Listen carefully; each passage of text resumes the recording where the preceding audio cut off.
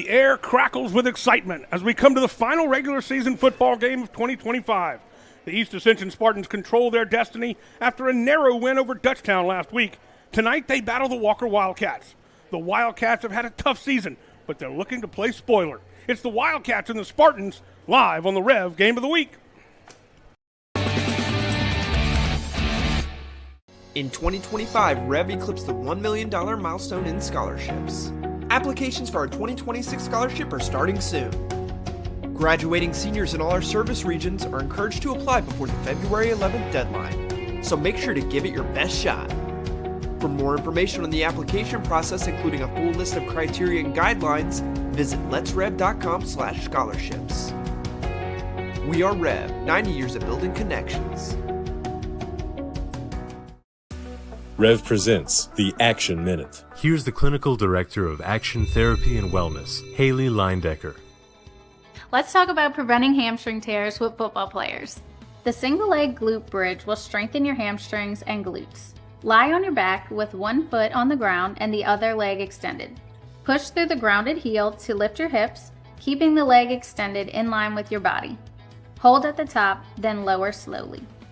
The Romanian deadlifts build eccentric hamstring strength and reinforce proper hip hinge mechanics. Stand with dumbbells or a barbell, hinge at your hips with a soft bend in the knees, lower the weight down the front of your legs, and return to standing using your hamstrings and glutes. For walking lunges with hamstring emphasis, take long strides into a forward lunge, leaning slightly forward at the hips. Focus on pushing off the heel of the front leg to engage the hamstrings. Action Therapy and Wellness specializes in physical therapy, sports therapy, and hand therapy.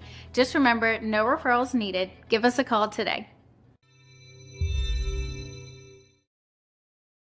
Chris's Specialty Foods has you covered for tailgating this season. We do all the prep work so you can spend time enjoying your family and friends. Steaks, burgers, sausage, chicken, wild game, and many other great pork options.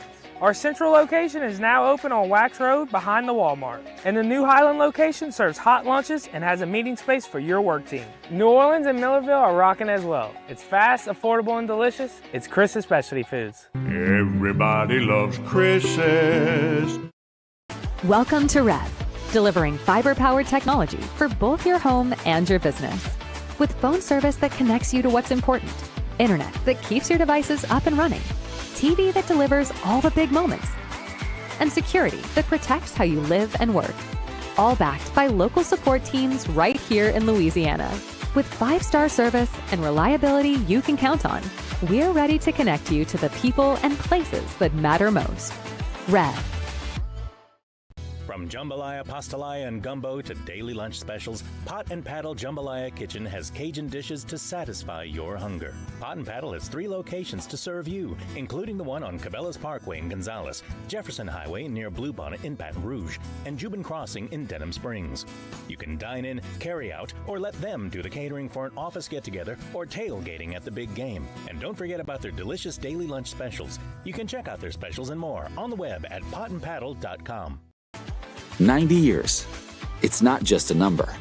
It's decades of dedication to great service. The local team at REV has been serving Louisiana families and businesses for generations. Our people have the experience to deliver a superior network, which gives you the speed and reliability to live your best life and get more done at work.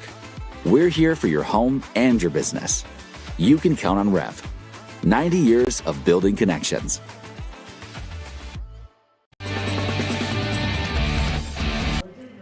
Welcome to Spartan Stadium right here in Gonzales, Louisiana. I'm Jimmy Frederick. Along with me, our Hall of Famer, David Swacker, and we've got a great matchup for you tonight. This one is a very important football game between the Walker Wildcats at 1-8, 0-5 in district, and East Ascension. They control their destiny at 6-3 and 4-1 in district. This is how it's gone, Coach. For the all-time, EA leads 6-2. Last year, Walker beat EA 38-17. Last week's result, of course, we had that game 30-28 over Dutchtown for East Ascension, and Denham Springs laid the lumber on Walker 62-34. Coach, we're going to come back and talk about this game, but before we do that, we've got 2 very special guests from East Ascension TV. I'm Molly. And I'm Gia. And we're here with EATV News to introduce you to a new tradition we have here at EA football games. Over the spring this year, a new custom was born in our weight room. It caught on to the players so much that it carried over to practice. 2 Dozen Roses became so popular among our football players that it found its place in Spartan Stadium as our official fourth quarter song. No one was expecting it when we played it for the first time. Students and players alike were shocked, but recognized the music and sang along. This hyped up the crowd and the players, bringing everyone together. As the season progressed, the song has come to represent more than just a catchy tune. It's become a source of motivation for the players. Several of them shared that hearing 2 Dozen Roses before the fourth quarter gives them that extra push to finish strong. The student section really got into it as well. Brownfield came up with the idea of giving them yellow roses, and it became a big hit. It was really special to see everyone smiling and singing together, even if we're winning or losing, and encourage them to keep fighting and winning. As one of our Yell leaders, Brad Gomez, says, money is made in the fourth quarter. It's so amazing to see how even with all the traditions we already have here at EA, we are still continuing to create so many more. And to be a part of that and see it all happen is so special for our class of 2026. Thanks for tuning in to our senior night pregame special. Deuces! Thanks a lot, Molly and Jero. Really appreciate it. Great job down on the field. They do a great job with EATV. Coach, let's talk about this football game. We've got a really good East Ascension team, and they proved it last week, beating Dutchtown in a very close game. And then Walker, again, they've come in. They've had a really tough season. They only won their opening game against Ponchatoula in a one-point game, 27-26. But since then, they have really struggled a little bit.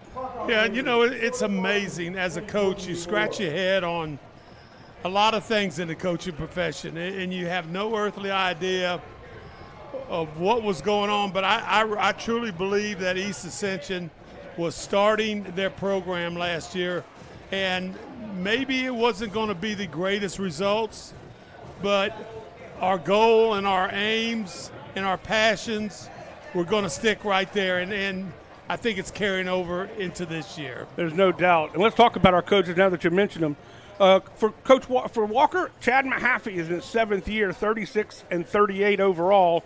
And he has been a storied coach. He was at U-High for a long time, and he's been all over the place and doing a great job with the Walker Wildcats. And, of course, on the other side of the coin, hometown East Ascension Spartans, Brock Mathern, in his 2nd year, he's 9-10 as the head coach here. He has put together an incredible coaching staff, and he has really put his stamp on this program. And you know what he's doing? Letting those coaches coach. That is a big thing right there. That is – sometimes you get a complex over maybe my offensive coordinator or defense.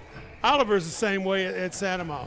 You know, everybody's got a job to do, and, you know, it's going to be interesting just to see just exactly what happens, you know, tonight. And, you know, Brock Mathern, he has laid his stamp on this program, and the coaches that he has hired, they are just sticking it straight into the ground. And I tell you what, they're getting tremendous results. I know the one he would probably sit there and go, what happened to us, you know, when we played Prairieville? You know, just, but yeah, you know, look, let me just tell you, those things do happen in a learning process. Before we get to the national anthem, let's quickly take a look at our keys to victory. For Walker, they're going to have to stay ahead of the chains and finish drives. They haven't done real well in the red zone. They have to eliminate explosive plays and be consistent on special teams. For EA, control the line of scrimmage. That's going to be a big point of emphasis for them. And force the Wildcats to the air. They want to shut down that running game. And for them as well, no big plays. Well, it's going to be interesting to see because we sat here and we watched both teams warm up. You know, Walker has some nice-looking linemen. There's no doubt about that. You know, just exactly what is Coach Mahaffey, you know, what is he going to do to see if he can get things going? As you can see, you know, the big the run-through right there. Some of the big boys say, man, some of them Sparks are getting on me. I better get away from some of this stuff. So, you know, it's just, you know, high school football is a tremendous activity. And it's really great at East Ascension. I'm sure it's great at Walker. just to see what's going to happen tonight, who's going to move on, because next week is round 1 of the playoffs. And we're going to talk a lot about that as this game progresses. Now it's time for our national anthem. Our color guard colors are being presented by the Ascension Parish Civil Air Patrol, lead rifle Chief Master Sergeant Zachary Boudreau, American flag Captain Jonathan Fontenot, the state flag Tech Sergeant John Russell, as we see the East Ascension Spartans come out of the cloud of smoke. You only can make that mistake once. And you're not kidding. I'm not doing it again. The American flag is held by Airman First Class Sally Stonecker and the rear rifle Senior Airman Ryan Lemons. The band, the pride of East Ascension, doing a great job entertaining and getting things ready for this football game. And you have a complete program when you come to a football field in Ascension Parish. Look how many band participants, color guard, all types of participants out there. You do that. You have that at every one of the schools, and it's really outstanding that everybody can say, I'm a part of the football team. And we are just about set for our national anthem from the Pride of East Ascension Marching Band. There you see Walker's team getting a last-minute instructions and pep talk from Chad Mahaffey, their head coach of 7 years. And boy, you talk about some growing pains in Livingston Parish. I can remember when we played Walker, and they were like a AA or AAA school. And boy, everybody's moving in that direction or into Ascension Parish. The 2025 regular season. At this time, we ask you to please rise. So we will have our national anthem. Colors being presented, as we mentioned, by the Ascension Parish Civil Air Patrol. Let me just say one little thing about that. I'm going to tell you what, there is stuff at every high school in Ascension Parish, there is something for kids. Absolutely. And, you look over this field, they're everywhere. Sergeant Zachary Boudreau. On the American flag, Captain Jonathan Fontenot. On the state flag, Tech Sergeant John Russell. On the Civil Air Patrol flag, Airman First Class Sally Stonecker. And on rear rifle, Senior Airman Ryan Lemons.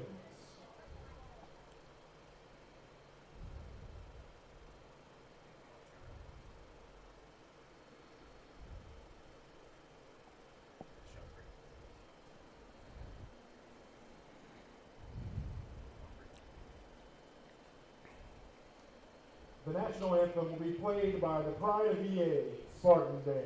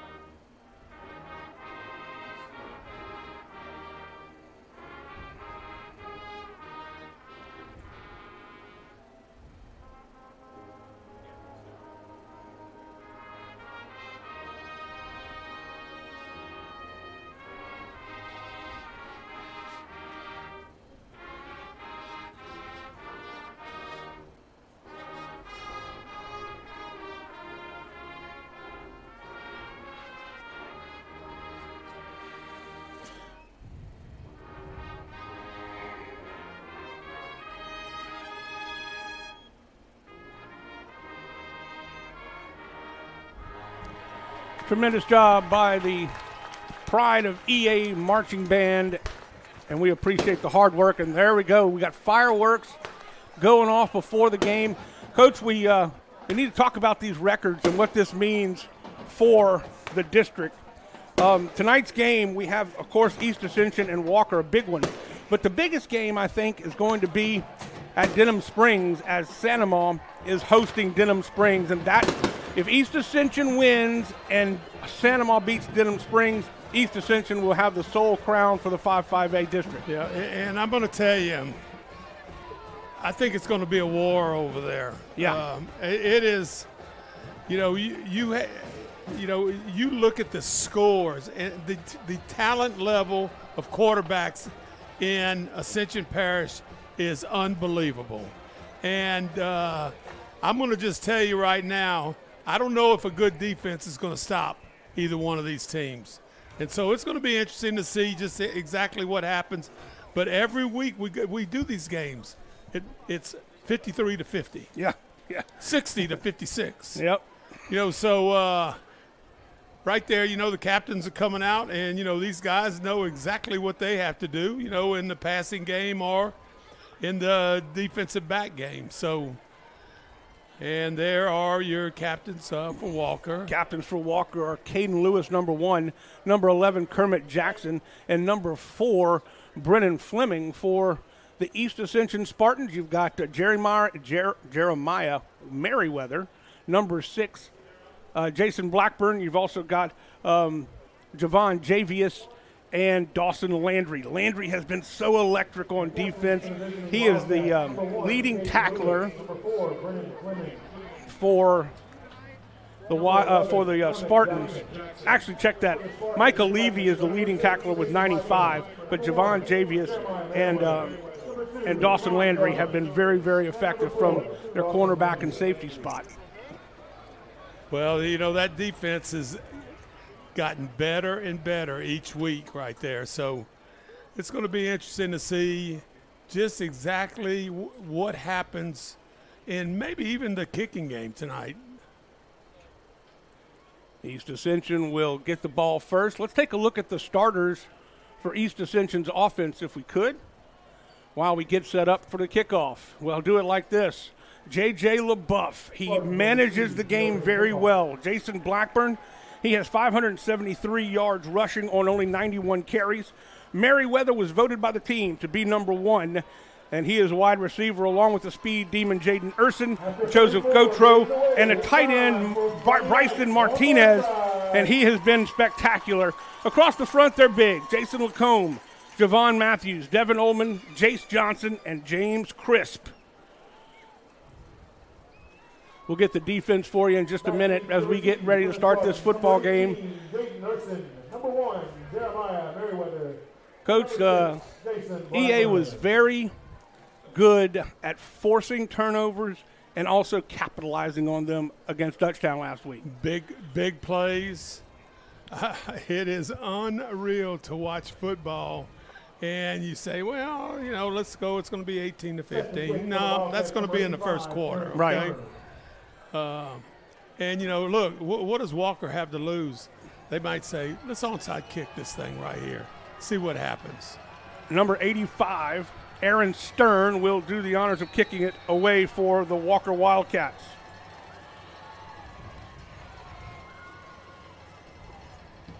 And it's a high, short kick at the 30-yard line.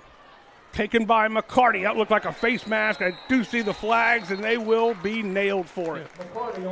Well, that's going to be a 15-yarder right there. It's a really good kick. To me, the receiver needs to get up the field right there, down that sideline right there. But running left to right, I don't think there's going to be any territory to gain that situation. While they're setting that up, let's take a look at our defensive starters for Walker. They will start like this. Defensive end, Chris Liddick. Nose guard, Logan Ross. Defensive end on the other side, DJ Bro. And then the linebackers are Dylan Armstead, Gavin Richard, and Dylan Bro, DJ's brother. In the backfield, you've got 2 very big, strong cornerbacks, Jamarcus Nealon and Kermit Jackson. And then in the backfield, nickelback will be Jonathan Musso. Your safeties, Malachi Viator and Tyler Wishman. Well, here come the Spartans, and you look at the size differential between these two lines right there. J.J. LaBeouf is your quarterback. Coming in motion is Merriweather. LaBeouf drops back. He's going to try to get it all on the first one. It's to Urson. Perfect pass at the 23-yard line. I saw him working on that in pregame, the motion right there. Motion man goes out to the, and you run a little smash route. The inside guy's got a corner. Nice pass protection there by the offensive line. Good pitching catch right there by the quarterback and receiver. Brock Mathern is putting his foot on the gas and trying to get something going early. Well, I mean, I'm just looking. This is what I look at right here. Right down the middle of the field. It looks like it might be pure man-to-man. This will be Blackburn. He's being chased. He will be tackled from behind. Gavin Richard, his linebacker spot, will chase him down. He'll pick up make it 3. That was a good job for Richard. You know, that's counts as a pass completion. So they give him actually 2 at 2nd down and 8. McCarty into the backfield now for East Ascension. Blackburn is split in the slot, and he will get the pass. He will be tackled at the 15-yard line. You know, I refer to my old coaching days as that stealing. Yeah. Third inside's uncovered. You know, you have to look and see just exactly where you're going to go because somebody may drop off there, but, you know, that guy's being covered by a guy that's 10 yards off of him, and it's an easy pitch and catch for the offensive group. First down. Hand off to Blackburn. Blackburn will be met at the line of scrimmage. A den of Wildcats on that one, including Jonathan Musso and Dylan Bro. Well, you had 4 offensive linemen headed towards the goal, but nobody was blocking the defensive line right there. 2nd and 8 or 9. Pulls it back from Blackburn, across the middle, perfect slant, touchdown, East Ascension. It was LaBeouf to Urson. Jimmy, I refer to that as stealing. I mean, you get that defensive back in the backfield watching what's going on. We'll get the replay here in just a second, and you got a deep slant. Everybody kind of takes a step or two with the motion guy. Audemont is the place kicker for East Ascension. They haven't moved yet. They're going to actually go for 2. And look at this, all by himself, nobody there. They did not know what to do. Urson takes the direct snap, and it is just like that, 8-0. We will be back right after this exciting first drive for EA right here on the Rev Game of the Week. In 2025, REV eclipsed the $1 million milestone in scholarships. Applications for our 2026 scholarship are starting soon. Graduating seniors in all our service regions are encouraged to apply before the February 11th deadline, so make sure to give it your best shot. For more information on the application process, including a full list of criteria and guidelines, visit letsrev.com/scholarships. We are REV, 90 years of building connections.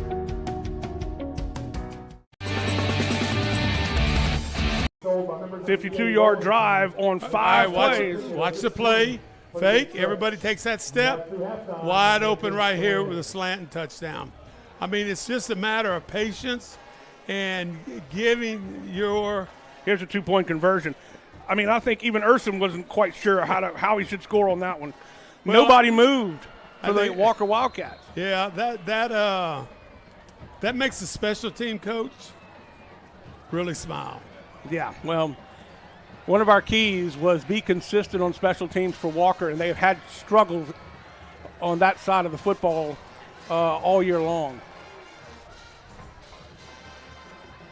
Collected at the 10-yard line. A little bit of running room. This is number 1, Caden Lewis. And Lewis will be buried. Anthony Audemars on the kickoff. On the return, number 1, Caden Lewis. Yeah, I don't know on a two-point conversion. Starting lineups real quick, Coach. We'll get back to it. Go ahead. Chase Evans, quarterback.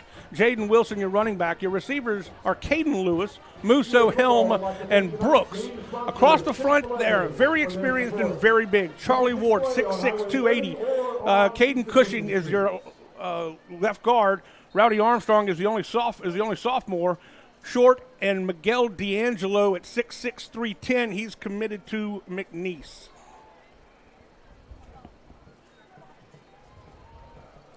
Got some running room to the outside.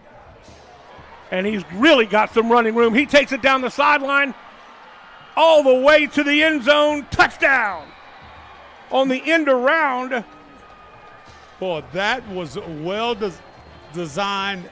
Nice execution on that play, and you got one of the I think lineman or receiver that just led him down there, basically untouched the entire way. Jonathan Musso took it from his slot spot or from on the end around, and one play, and they put it in the end zone.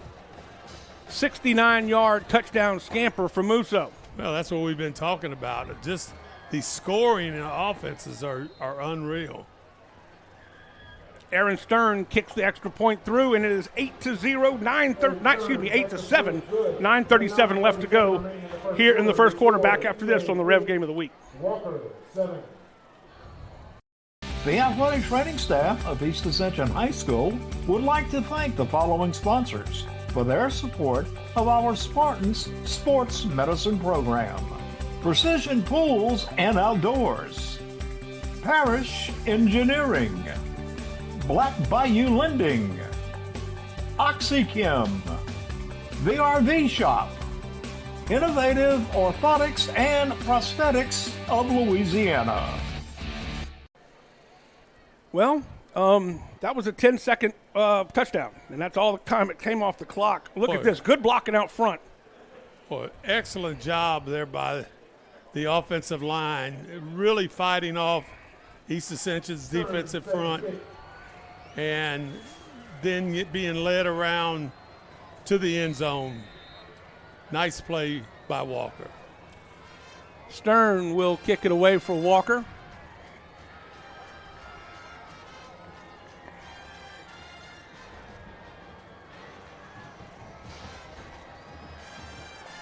And this one is a good boot off the hands of Jace Jones. And Jace Jones, luckily, is going to pick it up. But this Walker team is suddenly very fired up, and they have it at the 10-yard line. Does East Ascension? Well, it's amazing how a mistake can fire up the opponent. And that's exactly what happened. And we'll see what happens, how they recover in this offensive series, and the same thing for Walker on their defensive series. Good coverage that time by number 7 Wishman for the Wildcats. We still have to give you the starters for the East Ascension defense. We'll get that when we can. Well, motion has been a big thing for both teams. It's pulled back again. Urson wide open down the sideline. He cuts back in at the 40-yard line, and he will be tackled there. But a huge pickup on the screen pass from LaBeouf to Urson. And the play looks exactly like both teams are running each other's offense right here.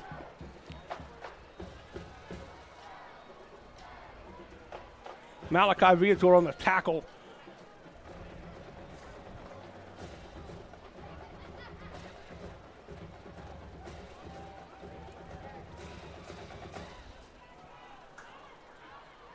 Nowhere to go that time, and one of the defenders' helmets flew off. Back to the original line of scrimmage. Blackburn goes nowhere. Defender slips through right there. Is that number 2? Jonathan Musso, number 20. 20. And Jamarcus Neal on your right, number 2 was in there as well. Musso had to come out because he lost his hat.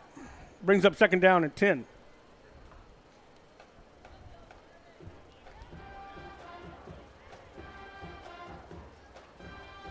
Handoff up the middle. Now he bounces it outside. Still on his feet, and that was Blackburn crossing midfield to the 44, to 46.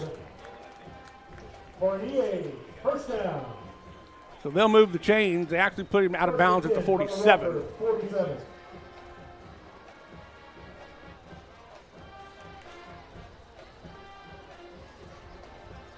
We talked a little bit about the cornerbacks for Walker. They are huge. Both of them are 6'3". Handoff to Blackburn. Blackburn will cut his way across the 45 for about a 3-yard gain. Blackburn carries for 3 on first down. Armstead in on the stop. 2nd and 7. Scoring update in that big game at Denham Springs. The Yellow Jackets leading Santa Ma 6-0 in the first quarter. Pickup of 3 here brings up 2nd down and 7. Oh, one of the big men jumped.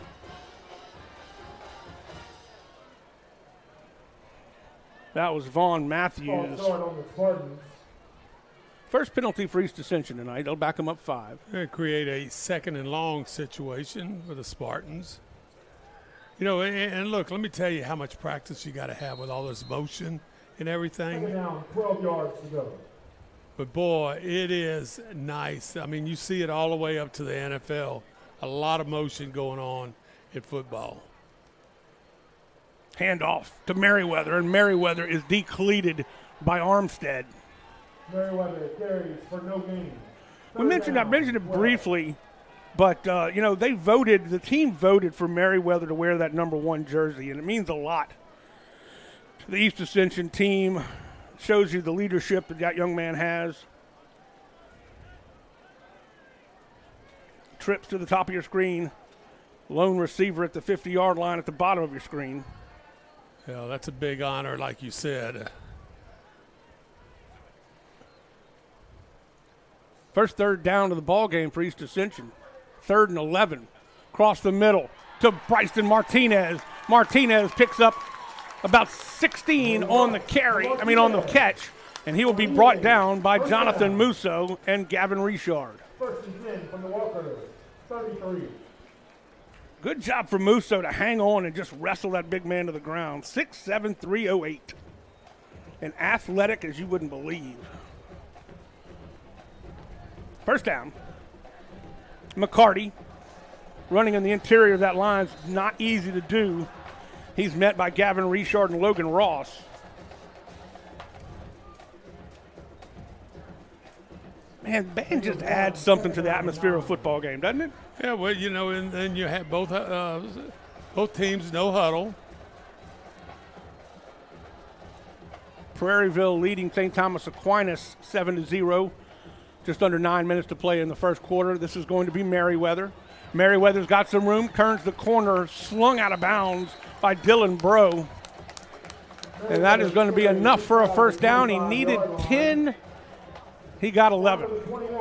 Good job there by number 20, Ethan Luke. Got a little outside position on that defensive back and able to get open up space to the outside.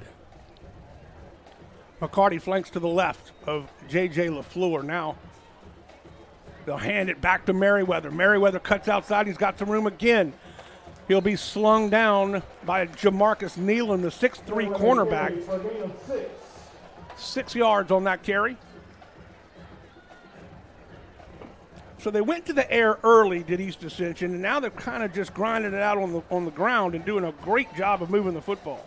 Well, they have a number of situations. Here you have second and medium range right here. I see the corner of that end zone. It looks pretty nice there. Martinez is going to block. Spinning to the 10-yard line is McCarty. McCarty carries to the 11. Slung down by Armstead. First down for East Ascension.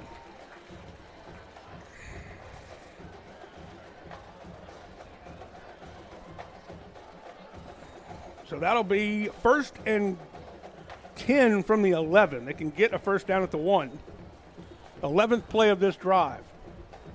Guess who's got the football? Martinez, and he will be wrapped up at the 5, and that's how you have to tackle that man. You've got to tackle him around the ankles, and Musso did that. And right there in the B gap, holding on to that rock.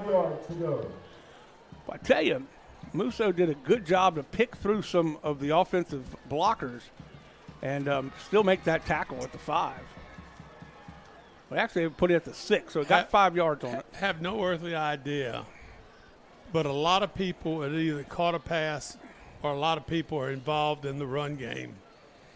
Looks like it's going to be a direct snap to Martinez. And he's going to fake the handoff, take it up the middle. He's going to be ridden into the end zone by a Wildcat, and it is a touchdown from 6 yards out for Martinez. Little fake and go. I love that play. It's been very popular in the district this year and over the last couple of years. 5:10 off the clock and 11 plays, make it 12 plays on that drive. Started back at their own 10. Well, you know huddle. Altamont puts it through. And we have a 14-7, check that, 15-7 in the first quarter with 3:37 left to go in the first. Back after this on the Rev Game of the Week.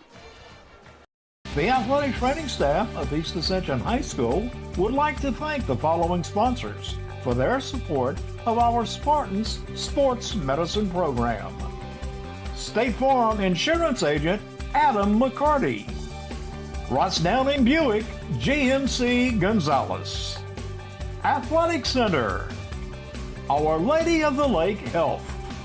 Baton Rouge Orthopedic Clinic Foundation.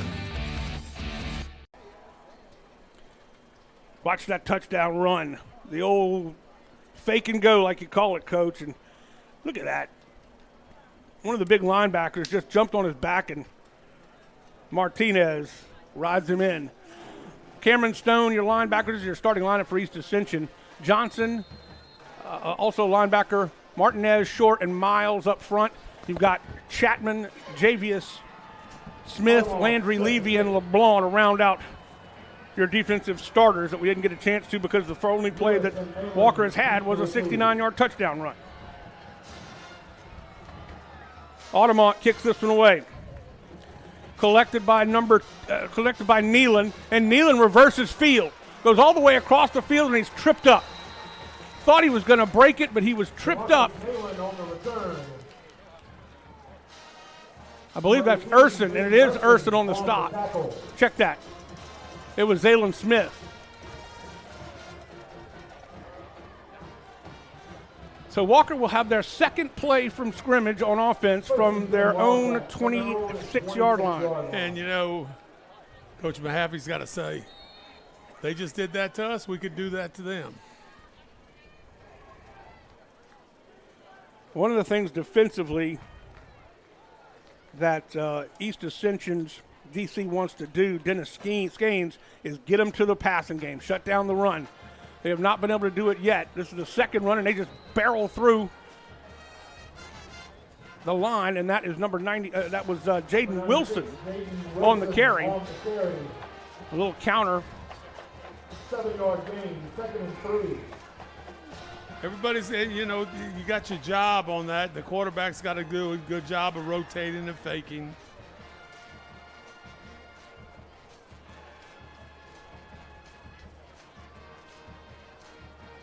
Jace Evans is the quarterback, his first year playing that position. He's done a good job of managing the game, Mahaffey said. Again, handoff to Wilson. And Wilson's just dragging the pile, and he gets enough for a first down.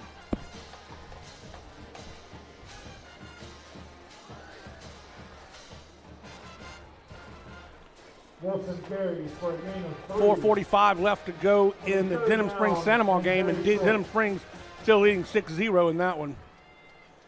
We are moving through our first quarter. Clock ticking at 2:20. Correction, first down, Wildcats.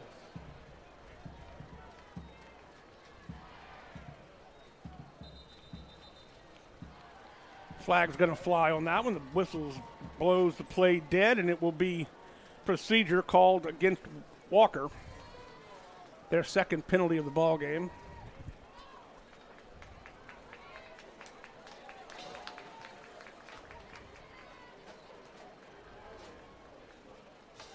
So that'll back them up 5. It'll be 1st and 15 now.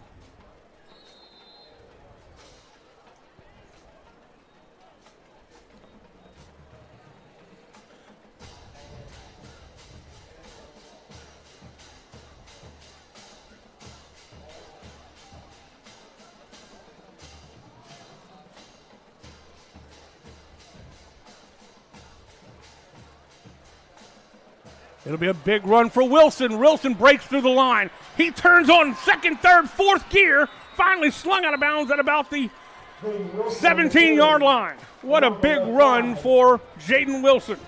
And gets by the defenders right there and basically just hauled down from behind right there. Nice tackle on the play in the secondary by the Spartans. It looked like he had an extra gear. He was just barely slipping by Michael Levy, and then all of a sudden he just shifted into fourth gear and he was gone. Hit the turbo afterburners, and man, what an acceleration through there.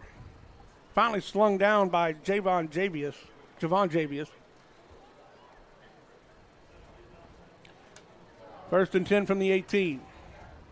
Again, a handoff. Ooh, he is undercut by Dawson Landry. That was just an abrupt stop. And you see some of the same actions, but the defense has to kind of respect that might be a sweep going the other way. That was Brashad London on the carry, his first carry of the ball game.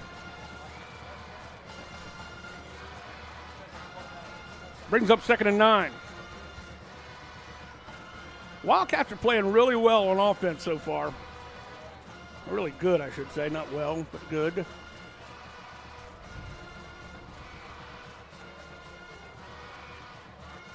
Musso will get the handoff.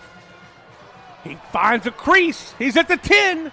Driven out of bounds at the 9 or 8-yard line.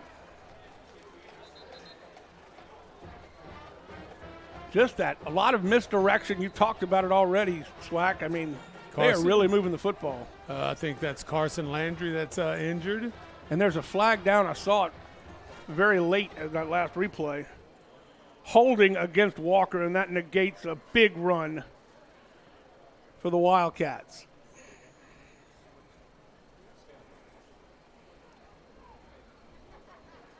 Third penalty of the night for Walker.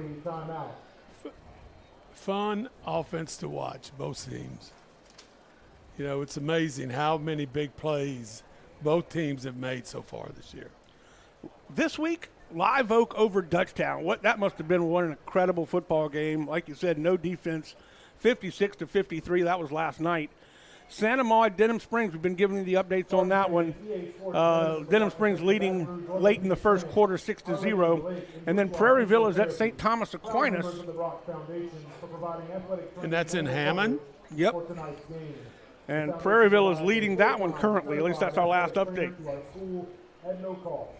We're excited about what this partnership means for the safety. A lot of implications in Week 10. A lot of times it doesn't come down to the final week, but here in 5A it usually does. Well, and, now, the big change is how many teams, select and non-select, get to go to the playoffs. Well, it's 28, and that's going to be interesting to see just exactly what happens, after this, when we find out who's in the playoff, who's not in the playoffs.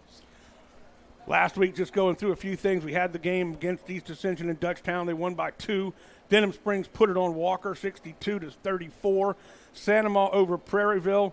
And Live Oak, 74. J.S. Clark leadership, 30. My word. 3 games in the hundreds, 2 games in the hundreds that weekend. I'm having a hard time counting that high. Ethan Brooks up on his own power. He was down a long time. We're so glad that we see that. And we will get back to action. They were marked off the penalty, so it'll be 2nd down and 9. It was a spot foul, so they back it up from the spot of the foul.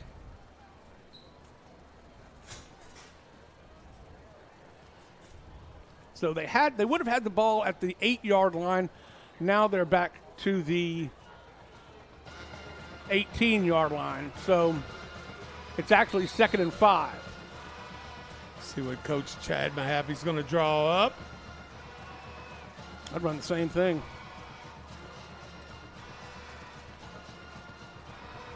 Jace Evans is your quarterback. Just a junior.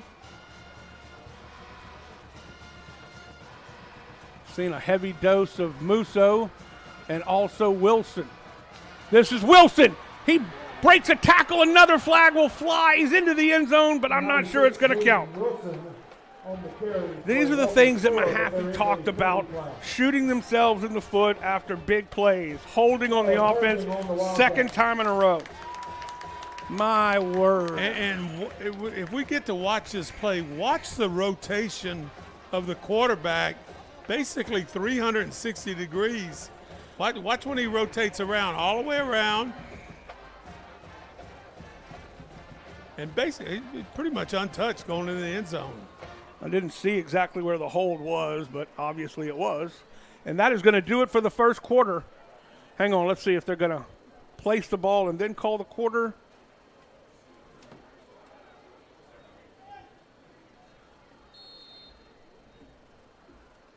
I guess we're going to have one untimed down because of the offensive penalty. That's interesting. So now it is 2nd down and 15. 2nd and 12, actually. One untimed down. Being chased by Martinez into the end zone, and it's knocked away. It's intercepted. What a great interception, and all I can say is you got mossed. Oh, my goodness, Javon Javius. Boy, nice play right there, Javius. Martinez almost had the quarterback in a sack. Threw it up there. Just went way above everybody right there. Had a nice little return of 12 to 15 yards. That's going to do it for the first quarter. We'll be back right after this. You are watching an exciting football game right here on the Rev Game of the Week. In 2025, REV eclipsed the $1 million milestone in scholarships. Applications for our 2026 scholarship are starting soon. Graduating seniors in all our service regions are encouraged to apply before the February 11th deadline, so make sure to give it your best shot. For more information on the application process, including a full list of criteria and guidelines, visit letsrev.com/scholarships. We are REV, 90 years of building connections.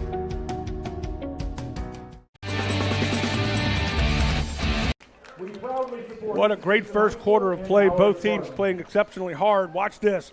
Martinez almost had him. Went up just over everybody.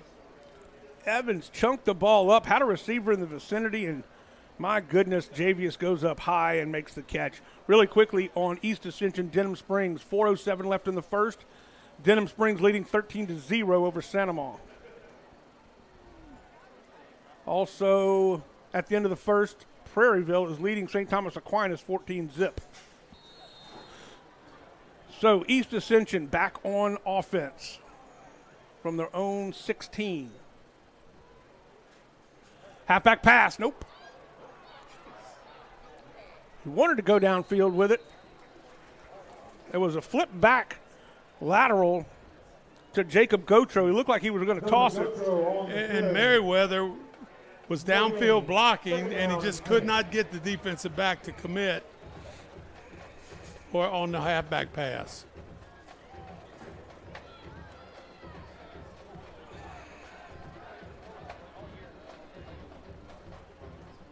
So it brings up 2nd down and 10.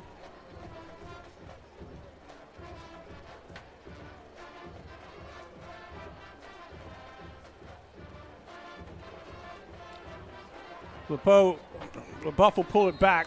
dumps it off in the flats. Complete to Blackburn. Complete to Blackburn. Minimal gain. Gain of 3. A little bit behind him. He's lucky he made that grab. 7 yards to go. 3rd and 7. I tell you, that's some dipsy-do stuff here. You're not kidding. The timing for both of these quarterbacks, they really have to practice that to get the timing down. Blackburn will flank LaBeouf on the right side this time. He'll go in motion.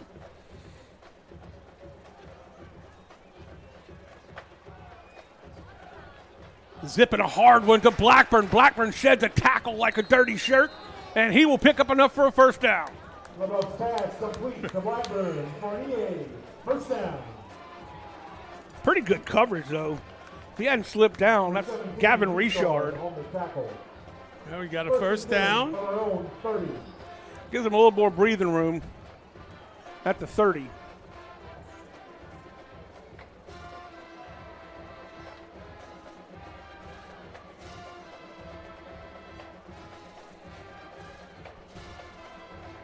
Blackburn goes in motion. LaBeouf looking for it all, and there's, oh, it went right off his hands. Great throw, and a flag is going to come in. It was intended for Urson, and Urson had the coverage by Kermit Jackson. It hit him right in the hand. That was a beautiful throw by LaBeouf. My word. Yeah, we got interference. That was an interesting throw. I mean, he was down 45, 50 yards in the air. It looked like it was going to actually go to Jamarcus Neal, the cornerback, but great pass. So a 15-yard penalty for Walker gives East Ascension another first down at the 45.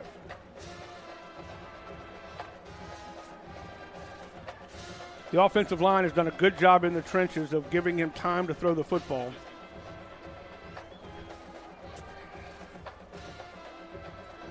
Urson on the end around.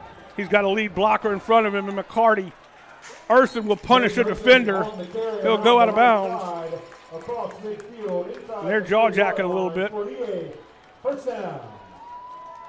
15-yard pickup. A little late hit. Out of bounds, not called. Yeah, that's Jamarcus Nealon. 6'3", 185. He's a senior cornerback.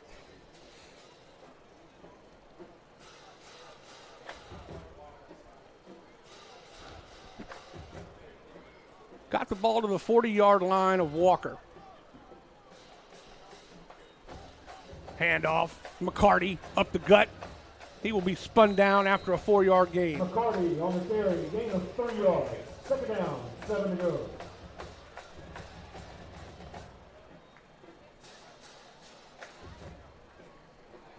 Tell you, Gavin Richard is playing his heart out at middle linebacker tonight. And can you imagine all the left and right wishy-washy things that he's seeing? You take a bad step one way, it might be over with for you. You're right.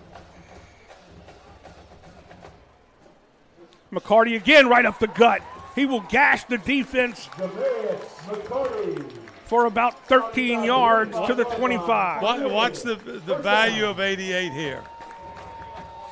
Just clearing it completely open for the running back right there to pick up that first down.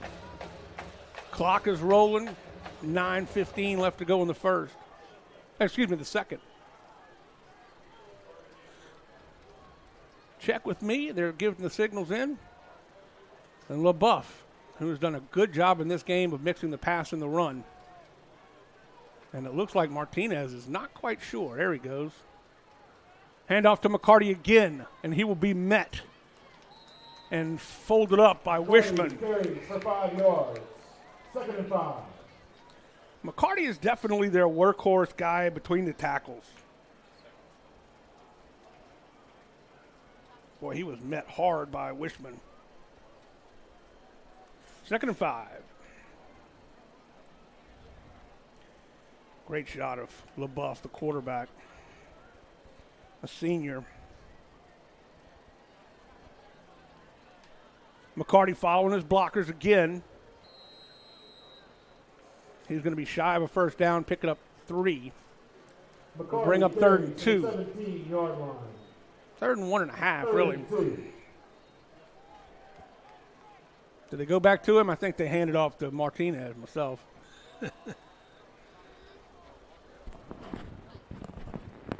Michael and Alston checking into the ball game. Number 13 on your scorecard. Nope, they go right back to McCarty. McCarty following his blockers. He picks up 5 yards and a first down. And I think as an offensive coach, especially the offensive line, let's just go base block these guys and let's just see what our guys can do for the running backs up through there. And it looks like it's been first down after first down. 1st and 10 from the 13-yard line. McCarty staying in the ball game at running back.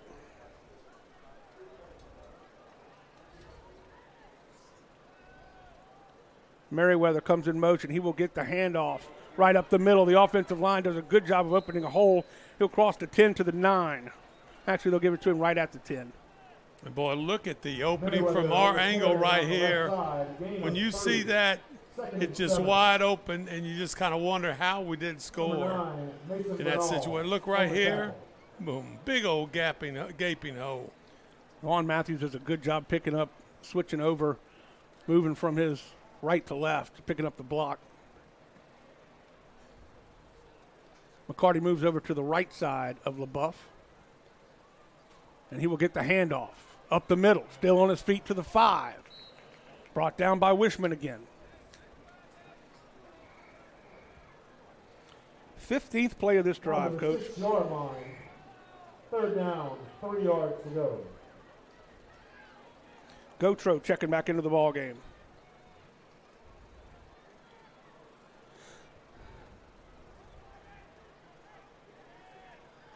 Everything's called from the sideline with no huddle. Martinez lined up on the right side. Going to be a flip out to Martinez, a low pass. Martinez will get tackled at the 2. A great job by the cornerback, checked at the linebacker, Dylan Bro. What nice job right there, getting low on Martinez. If that pass is a little bit higher, I think he has better steam getting into the end zone. But he does make the good catch. He is so athletic at 308. So LaBeouf comes out of the ball game. Guess what that means? A heavy dose of bulldozing. 1st and goal from the 3. Martinez buries his way in to the end zone. Touchdown.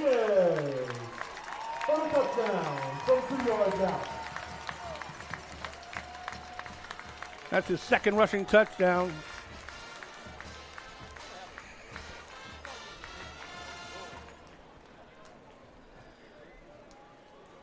That drive started back at their own 16-yard line, 84 yards on 17 plays.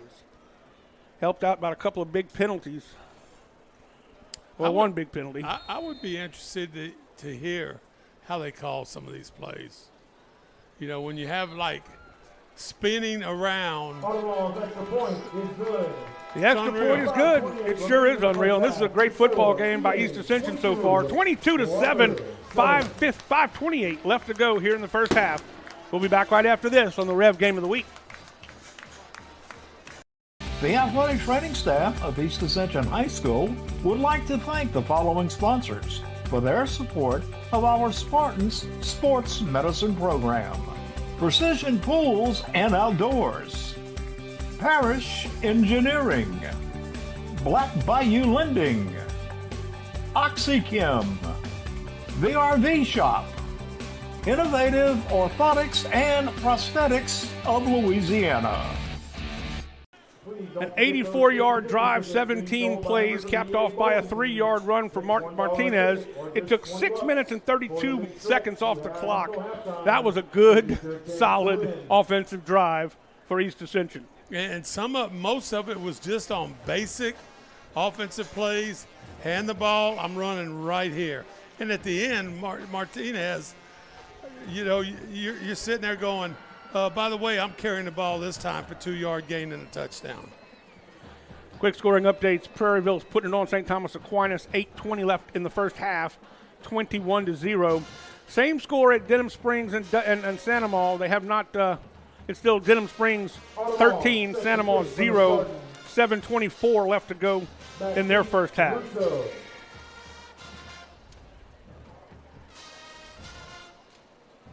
The White Hat is talking to Mathern about something.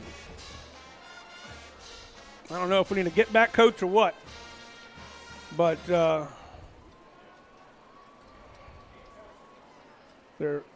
making a phone call. Maybe they're calling Birmingham to get this reviewed.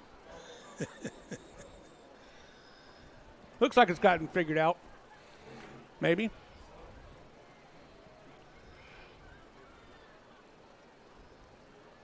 Now we're ready to go. 5:28 left to go in the first half. We've got a great halftime interview for you.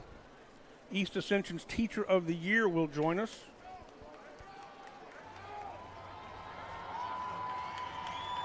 Miss Allison Jones, Allison Petite Jones, will join us.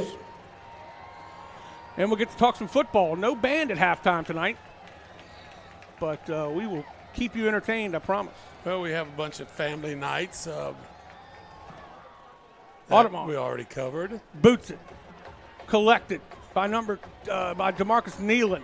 Nealon picking his way through the defense, or the kick coverage guys. Gets it all the way across the 50-yard line. Well, they don't get it quite to the 50. They get it to the 49.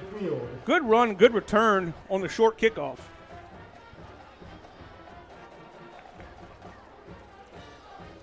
All the way up to the 50-yard line. Nice field position. First and 10 for Walker from their own at 48.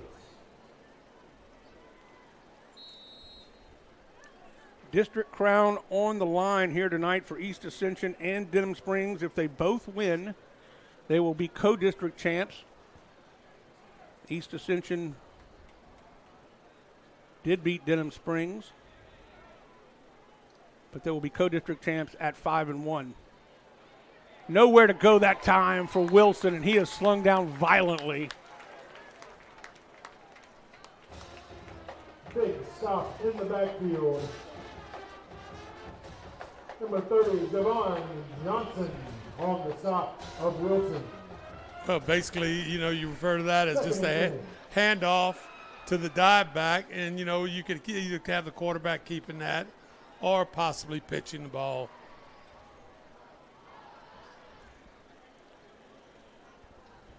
Jay Sevens will look over and get the signal from the sideline.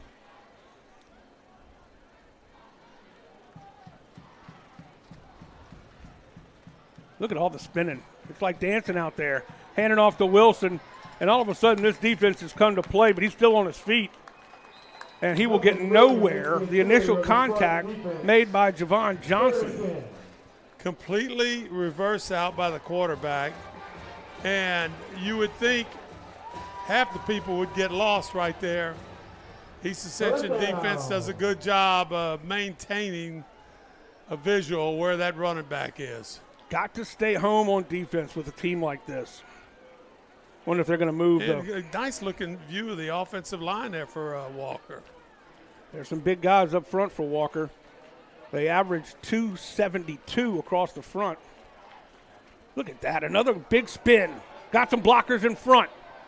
Still on his feet. Crosses the midfield. Nowhere to go much for number. It was Rashad London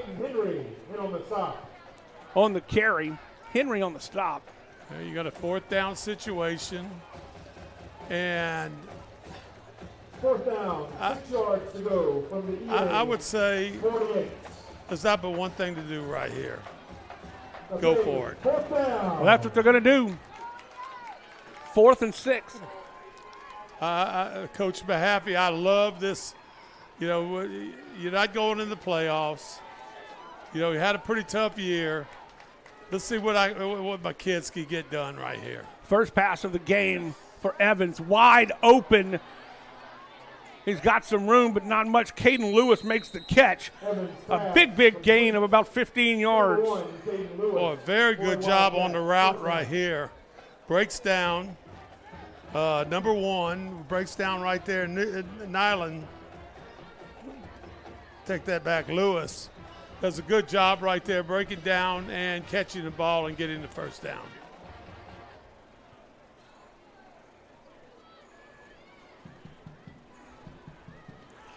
John Jell Smith was supposed to start, but he is in street clothes tonight. We don't know why, but Caden Henry is stepping into his cornerback spot. This is Wilson. Picks up 5. Check that. It was London again. On the carry, gain of 3. Second down, 7 yards to go. Pick up a 3.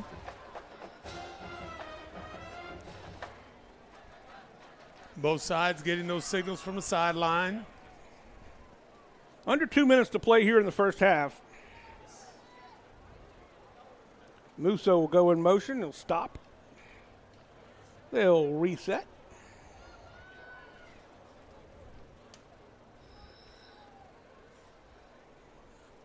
One and a half minutes left in this first half. Musso gets the handoff from Evans. He will get close to a first down, but his forward progress will be stopped at about the 25-yard line, and he will be 2 yards shy, maybe 3. Clock rolling. Nobody has called a timeout yet at 1:09. Third down. Both teams have all 3 of their timeouts. And you got 2 downs to get this first down. Still on his feet. Wow, he was wrapped up at the middle of the field, somehow scooted away from the pile. That was Wilson, and he will pick up the first down. Amazing. They had him. With under a minute to go. Well, they got timeout for Walker. 17-yard line. I tell you what, it is a fun offense to watch, both sides. Looks like they're almost doing the same thing. They have 2 timeouts remaining. Well, next week we don't know where we're going to be, but we're going to be somewhere. We will have figured out who has a home game here in Ascension Parish. I would expect that East Ascension will, if they can hang on to this one. It'll be the Division I non-select by-district round of the playoffs, and we're excited to be bringing you as much action as we possibly can from Ascension Parish. Going all the way, who knows, maybe all the way to the Dome this year for somebody. Well, that's the goal. Score update from Denham Springs. There's 5 minutes and 4 seconds remaining in the first half.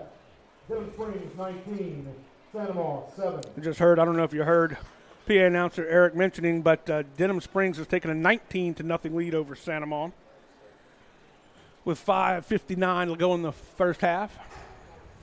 51 seconds here. We have had a quick game so far because most of the passes have either been caught or it's been on the ground. Oh, Santa Maria just scored. Santa Maria just scored. Now 19-7 Santa Maria, Denham Springs.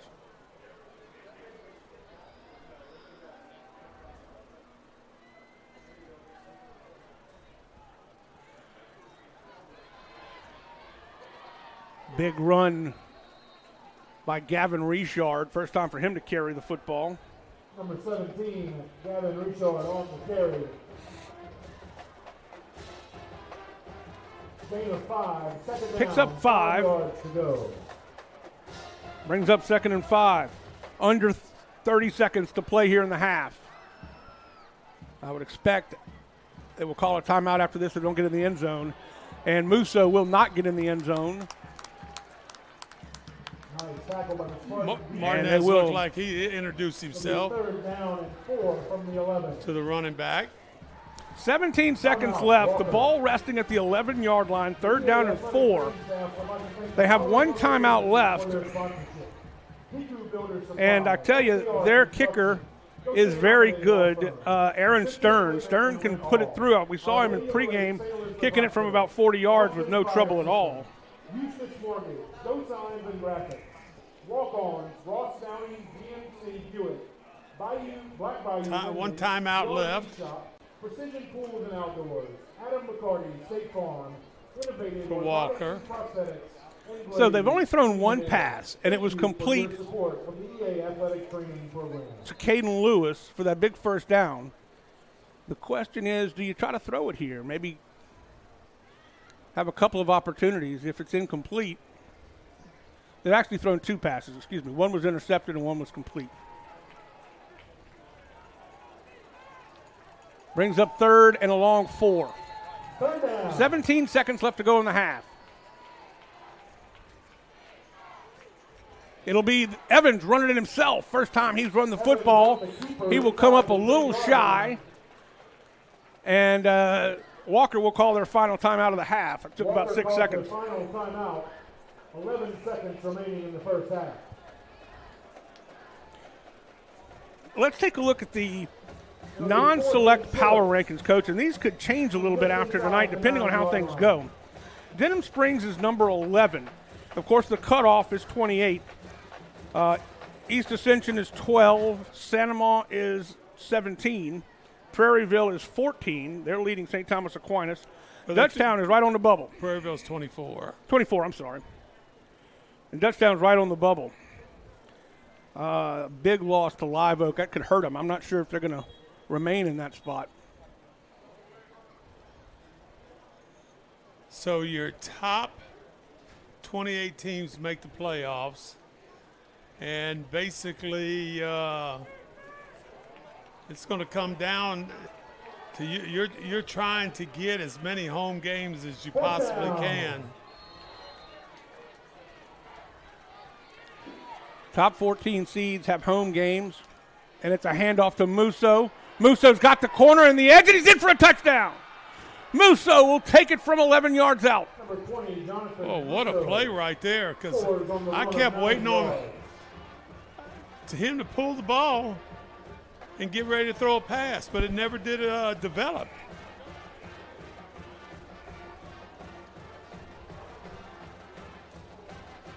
That took 4:46 off the clock. Boy, a nice sweep right here. Boy, the linemen are doing an outstanding job of reaching those blocks. Travion Helm had a great block up near the goal line as well to get a defender out of the way and give him that opening to get in the end zone. Kick is almost blocked. Good effort. But it is good, and it makes it 22-14. And we'll keep it right here with only 4 seconds left in the half. We'll take a break after this. But, well, I think we've got two offensive teams that have come to play. It's going to be, and I'm going to tell you, if you're sitting in the stands, you're going, how do you know who has the ball? That's true. And if you ask that your husband, he doesn't have an answer, then I'm not real certain what to tell you. Have to watch the replay. Merriweather is set to receive the kick in the middle of the field at the 10-yard line. Erston is also back, along with Caden Henry. He's been kicking fairly short. I don't think there's any reason to waste an onside kick here with only 4 seconds left. They're doing something. They're talking about something. And we'll see what Stern can do with this kickoff. They are communicating. There it is. Let's see what the communication. The ideal thing would be kick it in the end zone. Flag will fly. Whistles blow.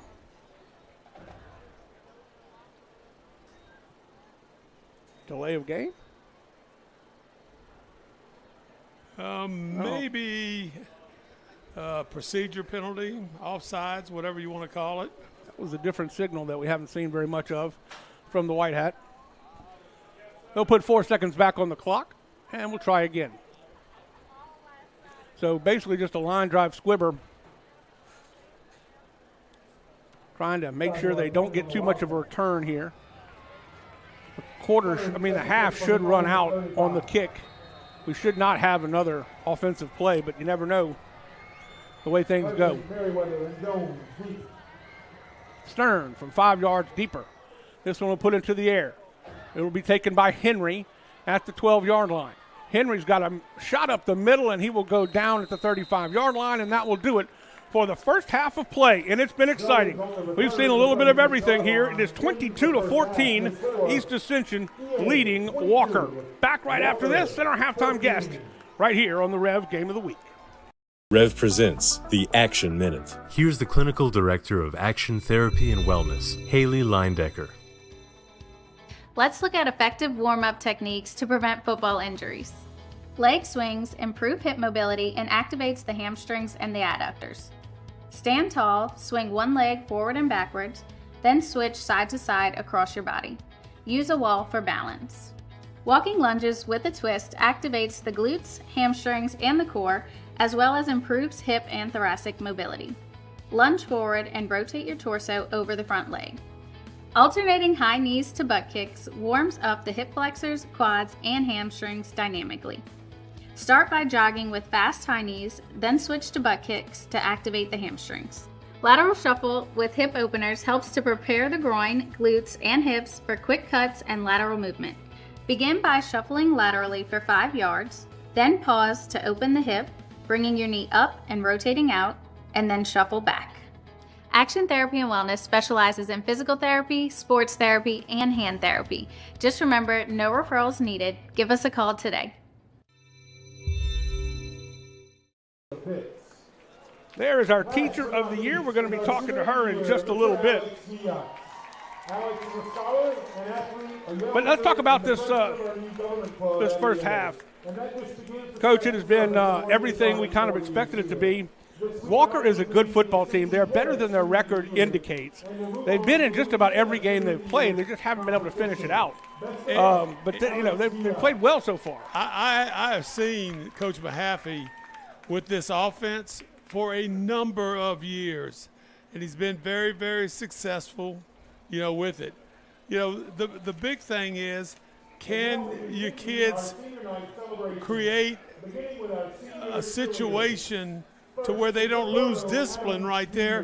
Because we have seen several times you get outside of the containment, it might be a touchdown, right? Easily. So I just think that everybody's got to do probably the best thing that could have happened this week is East Ascension practice their offense and Walker practice their offense and against their own defenses, and because basically you got just about the same thing going on each side.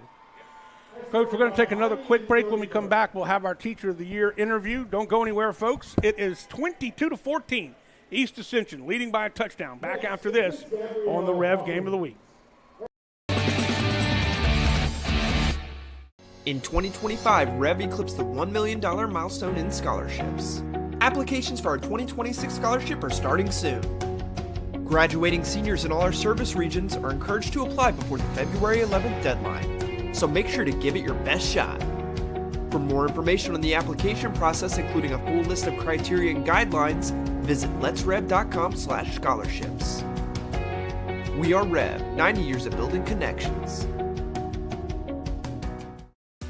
Rev presents the Action Minute. Here's the Clinical Director of Action Therapy and Wellness, Haley Leindecker. Let's talk about preventing hamstring tears with football players. The single leg glute bridge will strengthen your hamstrings and glutes. Lie on your back with one foot on the ground and the other leg extended. Push through the grounded heel to lift your hips, keeping the leg extended in line with your body. Hold at the top, then lower slowly. The Romanian deadlifts build eccentric hamstring strength and reinforce proper hip hinge mechanics. Stand with dumbbells or a barbell, hinge at your hips with a soft bend in the knees, lower the weight down the front of your legs, and return to standing using your hamstrings and glutes. For walking lunges with hamstring emphasis, take long strides into a forward lunge, leaning slightly forward at the hips. Focus on pushing off the heel of the front leg to engage the hamstrings. Action Therapy and Wellness specializes in physical therapy, sports therapy, and hand therapy. Just remember, no referrals needed. Give us a call today.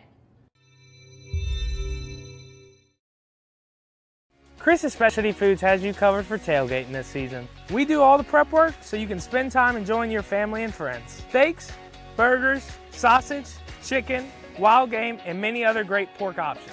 Our central location is now open on Wax Road behind the Walmart. And the new Highland location serves hot lunches and has a meeting space for your work team. New Orleans and Millerville are rocking as well. It's fast, affordable, and delicious. It's Chris's Specialty Foods. Everybody loves Chris's. Welcome to REV, delivering fiber-powered technology for both your home and your business. With phone service that connects you to what's important, internet that keeps your devices up and running, TV that delivers all the big moments, and security that protects how you live and work. All backed by local support teams right here in Louisiana. With 5-star service and reliability you can count on, we're ready to connect you to the people and places that matter most. REV.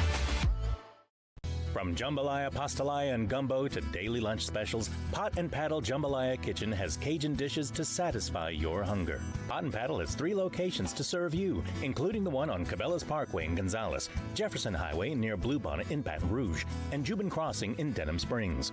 You can dine in, carry out, or let them do the catering for an office get-together or tailgating at the big game. And don't forget about their delicious daily lunch specials. You can check out their specials and more on the web at potandpaddle.com. 90 years.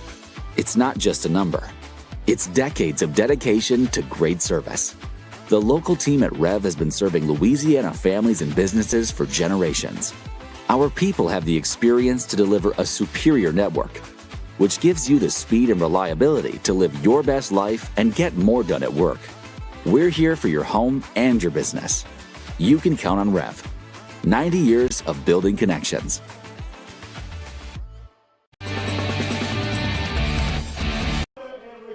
We're at halftime here at Spartan Stadium. East Ascension leading the Wildcats 22-14. It is senior night.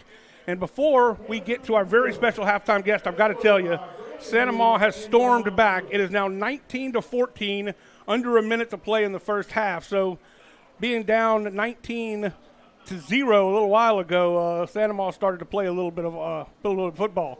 Joining me now is our very special guest, East Ascension's Teacher of the Year, Allison P.T. Jones. Congratulations, and thanks for being with us. Thank you so much. I'm excited to be here. Well, first of all, you're a graduate of East Ascension. I am. Now you've been back for, 4 years? 4 years. And you are the Teacher of the Year. That's got to be an incredible feeling. Yes, it's such an honor. I've always loved being a Spartan, so it's great to be back and to be honored as Teacher of the Year makes it even better. Well, let's talk about some of the things that you're involved in. What are senior mentors? Senior mentors are a group of seniors who are dedicated to the traditions of EA, love our school, and love it so much that they want to pass it to the next generation of Spartans. So they work with our freshmen, mostly during our Spear classes, but also at different events that we host, and just get them excited and teach them what it means to be a Spartan, teach them about the traditions and how to make sure those traditions surpass their years here at EA. You know, we were talking about that with David Swacker and I during the game a little bit about the tradition, all the spirit, and the fact that there's so many opportunities for students to get involved at East Ascension. Absolutely. It means a lot to be able to maybe you're not a football player, but there is something no matter what for you. Absolutely. Yeah, I think that's what makes EA special. So many of our students get so invested in something on our campus and love their time outside of just the classroom. They get to grow as humans and lots of different opportunities that they have. You've been a teacher for how long? This is year 7. 7. Yeah. And now you're also helping new teachers. Yes. Tell us about that program. Yes. So I have a student teacher in my classroom, and then I'm also working with teachers just across the campus. Teaching is such a great profession, and there's so much room for growth. And it's so cool to watch teachers learn how to improve their profession and watch them try new things with their students and see how it impacts their students' learning. One thing that I think we take for granted as lay people is that just as in society technology has changed so much, it has changed the teaching profession, and if you don't Absolutely. stay up with it, you're left behind, and so are your students. Yes, absolutely. Yeah, I find there's so many things out there for us to try with our students, and they really do love it, and it gets them engaged in our lessons, and we have a lot of that great stuff happening at EA. I'm going to put you on the spot a little bit. How is AI affecting teaching? And you know, just, and I don't want to put you on the spot, really. I'm just asking. Yeah, no, absolutely. I think, as with all technologies, there's their pros and their cons, and we as teachers are having to learn how to teach our students to use it responsibly. And when they really learn how to use it responsibly, they can do some really cool things. They can get feedback on their essays. They can, ask for extra practice problems for math. It can really grow them as students. But we have to teach them, obviously, we got to stay away from the bad ways to use it as well. Well, did you start your career in Memphis? I did start my career What brought in you Memphis. back? I think just like the feeling of home. I taught in Memphis. I loved being there.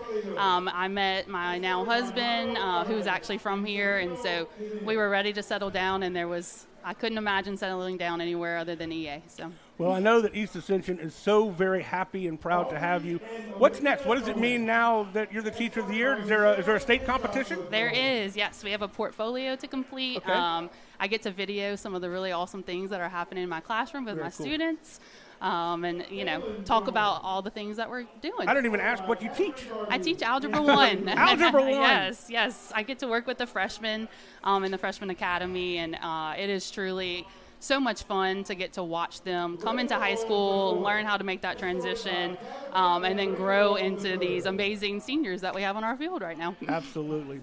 Allison, P.T. Jones, thank you so much for being here. Congratulations again, and we just can't thank you for all the great work you're doing here at East Ascension. Thank you so much. I appreciate y'all having me. We're going to take a quick break. We're going to go down and finish up our senior night.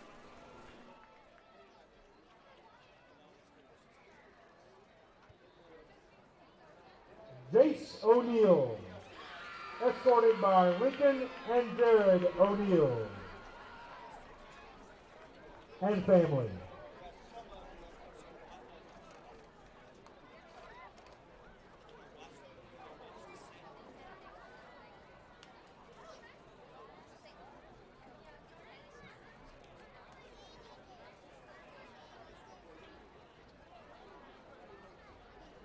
Paloma Orozco, escorted by Veronica and Jose Orozco.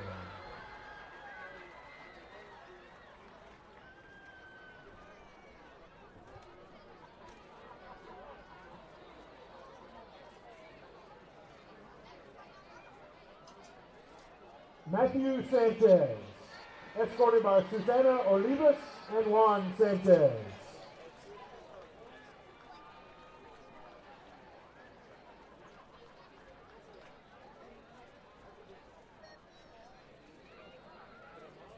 Dallas Theodore, escorted by Carolyn and Dorian Theodore.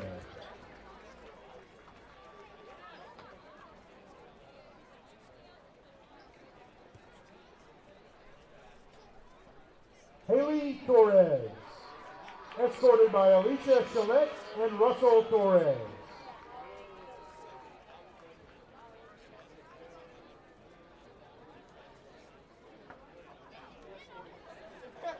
Ronnie Turner III, escorted by Stephanie and Ronnie Turner Jr.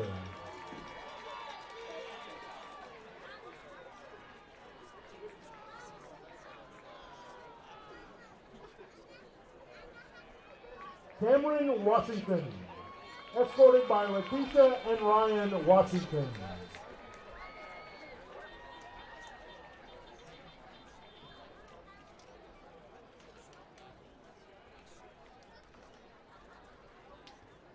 Our final senior is Ali Zarain, escorted by Angel and Wade Utrera and DJ and Holly Zarain.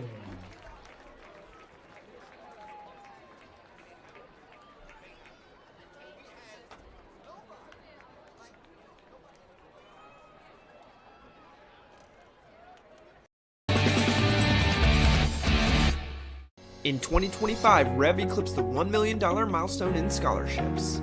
Applications for our 2026 scholarship are starting soon. Graduating seniors in all our service regions are encouraged to apply before the February 11th deadline, so make sure to give it your best shot. For more information on the application process, including a full list of criteria and guidelines, visit letsrev.com/scholarships. We are REV, 90 years of building connections. REV presents the Action Minute. Here's the Clinical Director of Action Therapy and Wellness, Haley Leindecker. Let's talk about preventing hamstring tears with football players. The single leg glute bridge will strengthen your hamstrings and glutes. Lie on your back with one foot on the ground and the other leg extended. Push through the grounded heel to lift your hips, keeping the leg extended in line with your body. Hold at the top, then lower slowly. The Romanian deadlifts build eccentric hamstring strength and reinforce proper hip hinge mechanics. Stand with dumbbells or a barbell, hinge at your hips with a soft bend in the knees, lower the weight down the front of your legs, and return to standing using your hamstrings and glutes. For walking lunges with hamstring emphasis, take long strides into a forward lunge, leaning slightly forward at the hips. Focus on pushing off the heel of the front leg to engage the hamstrings. Action Therapy and Wellness specializes in physical therapy, sports therapy, and hand therapy. Just remember, no referrals needed. Give us a call today. Chris's Specialty Foods has you covered for tailgating this season. We do all the prep work so you can spend time enjoying your family and friends. Steaks, burgers, sausage, chicken, wild game, and many other great pork options. Our central location is now open on Wax Road behind the Walmart. And the new Highland location serves hot lunches and has a meeting space for your work team. New Orleans and Millerville are rocking as well. It's fast, affordable, and delicious. It's Chris's Specialty Foods. Everybody loves Chris's. Welcome to REV, delivering fiber-powered technology for both your home and your business. With phone service that connects you to what's important, internet that keeps your devices up and running, TV that delivers all the big moments, and security that protects how you live and work. All backed by local support teams right here in Louisiana. With 5-star service and reliability you can count on, we're ready to connect you to the people and places that matter most. REV. From jambalaya, pastalaya, and gumbo to daily lunch specials, Pot and Paddle Jambalaya Kitchen has Cajun dishes to satisfy your hunger. Pot and Paddle has 3 locations to serve you, including the one on Cabela's Parkway in Gonzales, Jefferson Highway near Bluebonnet in Baton Rouge, and Jubin Crossing in Denham Springs. You can dine in, carry out, or let them do the catering for an office get-together or tailgating at the big game. And don't forget about their delicious daily lunch specials. You can check out their specials and more on the web at potandpaddle.com. 90 years. It's not just a number. It's decades of dedication to great service. The local team at REV has been serving Louisiana families and businesses for generations. Our people have the experience to deliver a superior network, which gives you the speed and reliability to live your best life and get more done at work. We're here for your home and your business. You can count on REV. 90 years of building connections.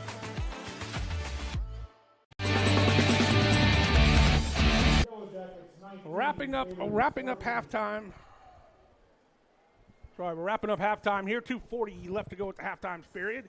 In the locker room, both teams are now coming out and getting ready to get back on the field. It is 22-14, Coach. This has been an exciting game, but they've been another exciting game in Livingston Parish, as it looked like Denham Spring was going to go in and just shellac Sandoval. Well, Sandoval said, I don't think so. And it is now 19-14.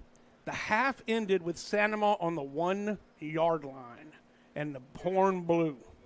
And not sure of what exactly happened right there, but I just know this, that Coach Oliver, Coach Babin, Coach Dykes, they do an excellent job, schooling up their kids along with other assistant coaches. So it's going to be interesting to see just exactly how they get affected by what happened.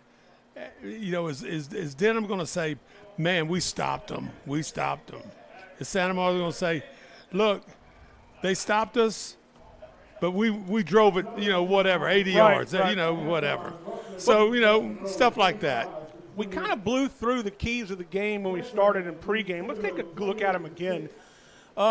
Walker, stay ahead of the chains and finish drives. They've done that for the most part. They've only had 3 offensive drives. One was a 69-yard touchdown run, one play, first play from scrimmage for them. Then they threw that big interception, and then Musso goes in for an 11-yard touchdown. So they've done their job there. They've eliminated a lot of the explosive plays. East Ascension is just basically grinding it out on them mostly, except that one big play to start the game. Well, I'm not for certain. I just don't think there's going to be any punting going on in this game.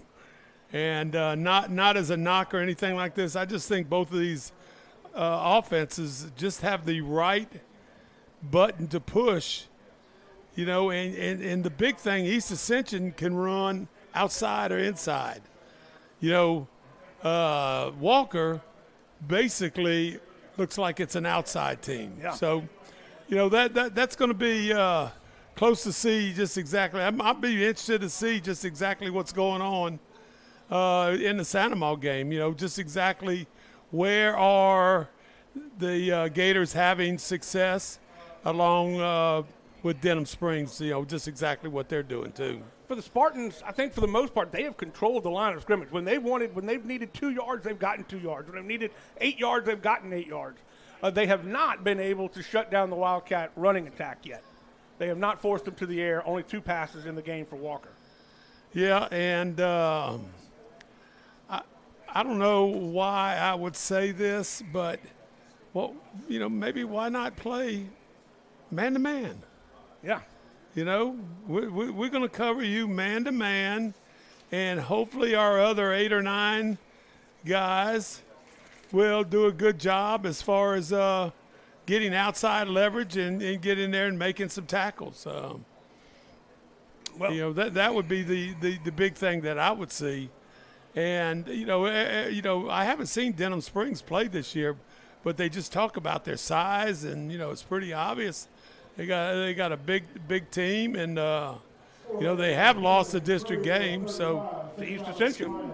Yeah, and it's going to be, and so I just have a feeling that East Ascension basically they did the snafus, all the reversing and everything, and they created some problems for anybody that they played defensively. East Ascension still giving up some big plays. I think Walker's doing a really good job of having blockers out on the edges to spring their running backs, or whether it be a wing back or a running back, on the outside on the edge. That's how they're getting most of their yards. And it doesn't have to be massive either. Right. You just kind of get in the way just for enough time to get that ball carrier down that vertical sideline.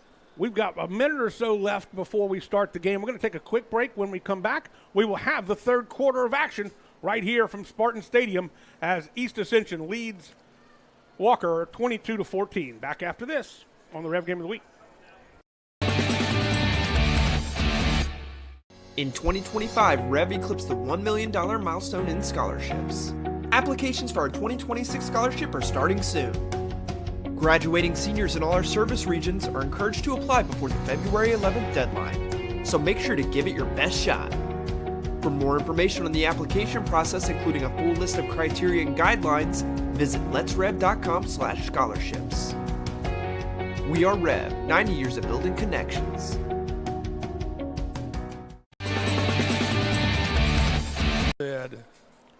There it is, Spartan Nation, the flag flying. And we are just about set for the third quarter. All right, I'm putting you on the spot, Coach. What, if you're Walker, what's your game plan? I'm not going to say continue to do what you've been doing, because I think over a period of time, if you get enough of that, if you go to the whistle so many times, after a while, people are going to start hearing that whistle, and they're going to make decisions. So I'm going to tell you, I would say if I was Walker, play action pass, throw the ball, and you don't have to throw it vertically down the field. The pass they completed was about a 15-yard gain right here and had plenty of room to run after he caught it. East Ascension will be kicking away here to start the third quarter. They had the ball to start the ball game. Well, Martinez, I think he said, Coach, you just give me the ball. Yeah, well. And the results will be there. Walker is coming off, they ended the half basically with that touchdown. There was 4 seconds left in time for the kickoff. That was it. So they scored. Now they get the ball back. They got a little momentum in their back pocket, and we'll see if they can capitalize. Yeah, and, I'm sure they're disappointed on the season. But, Coach Mahaffey ought to say at the end of this game, look at what we've done against basically it might be the district champion right here. Mahaffey said he has been very happy with the way his guys have come to every practice. They've given all they've got, they could. They haven't sloughed off. They haven't, sunken into desperation or despair. They're playing football, they're playing hard, and they're showing it right here. Let's see how East Ascension attacks this on defense. This will be a kick away for Audemont. Collected at the 13-yard line. I like the way he got set and went right up the middle. Dylan Bro on the return of about 22 yards. Yeah, you catch that ball right there. Don't run left and right. You get up in the middle right there, and you pick up, all the way up to the 31-yard line. 1st and 10 now for Walker. Their last drive ended in an 11-yard touchdown by Musso. It took 4:55 off the clock. Let's see what they do here to start the third quarter. Down by 8 points. Evans back under center. Well, not under center, but out of the pistol. Handoff. He will be smoked at the line of scrimmage. And to me, that is a very successful play right there. You hand the ball off. I'm not certain if it's a read, veer, or option right there. But he hands the ball off. You got a pitch man coming out for the outside that the quarterback could keep it and pitch it or whatever. That was Ty Beckman on the stop that time. Musso, they do this a lot. They come in motion, and then they stop and turn around. Now it looks like East Ascension is going to do their freak defense where they're 4 yards off the ball to see if they can get a running start. I like the way you name that, freak defense. Got that from Dale Brown. Handoff to Rashad London. And Bashad will get about 4. And it was Javon Javius on the stop. 3rd and 2.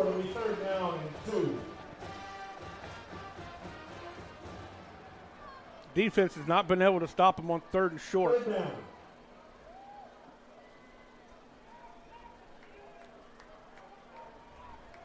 There they are. They're backing up.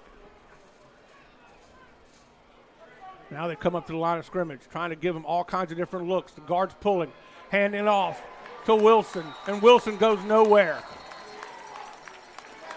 That was a big-time stuff that time. Now watch right here. You reverse, hand the ball off, and no one gets blocked. That group of 4 defensive linemen right there. Tony Miles along with Henry. Well, Tony Miles and his dad. His dad was here tonight celebrating senior night. Johnson on the stop as well. Brings up 4th and 4. That's a pass. Evans going deep. He's got a man, and it's tipped in the air, and it's almost intercepted. Great job by Henry on the coverage. And they will turn the ball over on down. I would have liked to seen him throw something like in the flat. It seems like they have a million passes like that. Right now, you have given East Ascension a lot of juice right here on the sideline. Everybody's all excited defensively, just exactly what they did with that little hideout defense that they play and had success with it. Prairieville is in running time now against St. Thomas Aquinas, 42-0 in the third. That game will end quickly. I tell you what, that group has had 2 tough years. I remember a few years ago they were in the playoffs. 1st and 10 for the Spartans. Dropping back to throw. LaBeouf looking for it all. Going, and he got his man, but he couldn't hang on to it. Intended for Merriweather. Well executed right there. Kind of give a little pass fake and then gives it a little out and up look. Right there, a little pass fake. A little out and up, and, nice little defensive play there. It's definitely good coverage by Jackson. But I'm impressed with LaBeouf's ability to throw the football. This is Blackburn. Blackburn's got a hole. He's down the sidelines. He'll turn it on to 4th or 5th gear, and he's close to a touchdown. Down at the 1-yard line. Boy, watch the official right here. I don't know if he saw a touchdown or what. He got pounded. Somebody came across. I thought you used to call that he got moss. He got he got something. He's lucky he didn't get All right, now what do you do here? Well, you do exactly what you do. You hand it to Martinez, right? Martinez says, if that guy does not signal me getting that ball, I'm fixing to change the play. Well, he's lined up in the wing. It'll be a direct snap to Blackburn, and Blackburn's going to be stopped short, and he'll lose a yard. Now they're going to give it to Martinez. Blackburn on the carry. Well, I think what they were trying to do is give it to the guy that got it down there. Yeah. And coaches think like that, don't they? I tell you what, I'm totally in favor of that, but you got 1 try. Well, you might get 2. Martinez lined up in the wing spot.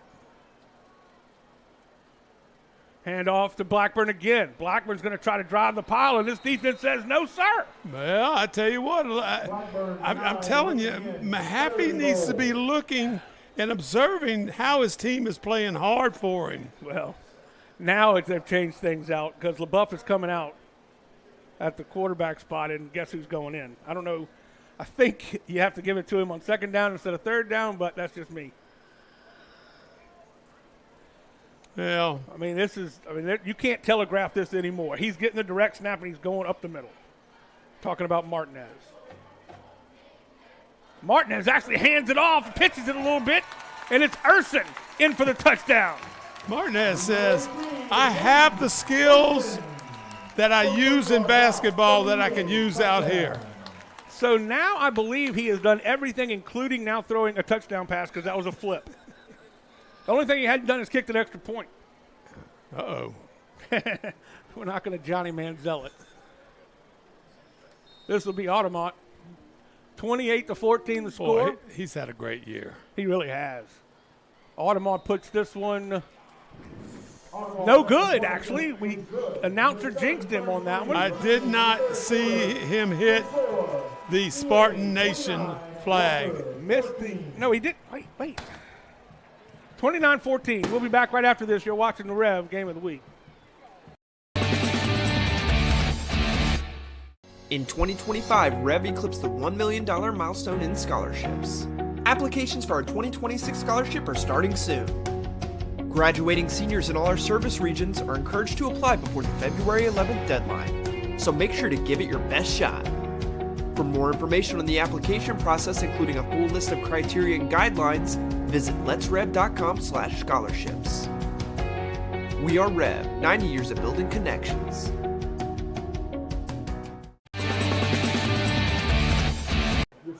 There was a little confusion. We definitely saw the extra point no good. They put a point on the scoreboard. We got that squared away. It is 28. This is Urson. He is so fast.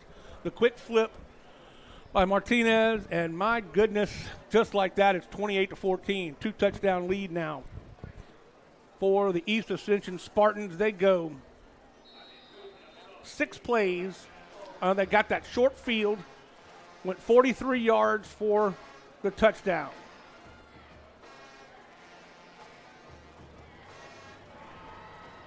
Audemont, a squibber, and it's an onside kick. It goes right into the hands, and it's kicked, and it's kicked into the hands of one of the Walker defenders. Oh, they had it perfectly executed, and they just booted it. Perfectly executed is Watch it here. Bounces up high. He's got it, and he just boots it right into Wilson's hands. You got to be able to make that play right there. Wow. I mean, that's a difference maker in the game. Yeah. Boy, that was a beautiful job by Audemont. Bounced it high over the hands of the up guys. 1st and 10 from their own 37. 7:27 left to go in the third. Musso will get the handoff, and he has scored a touchdown on that little end around, and he'll pick up pretty close to 9 yards. Well, you know, I mean, you sit here and you watch this. Outside containment. He's able to get outside. It's just like you're running a sweep play or whatever. You know, you don't have necessarily a kick-out guy. You have a guy that you contain and you get around and you pick up 6 or 7 on the play. Good block on the outside by Ethan Brooks. Also, Wilson doing a good job lead blocking. Nope. Whistle blows the play dead. Illegal procedure.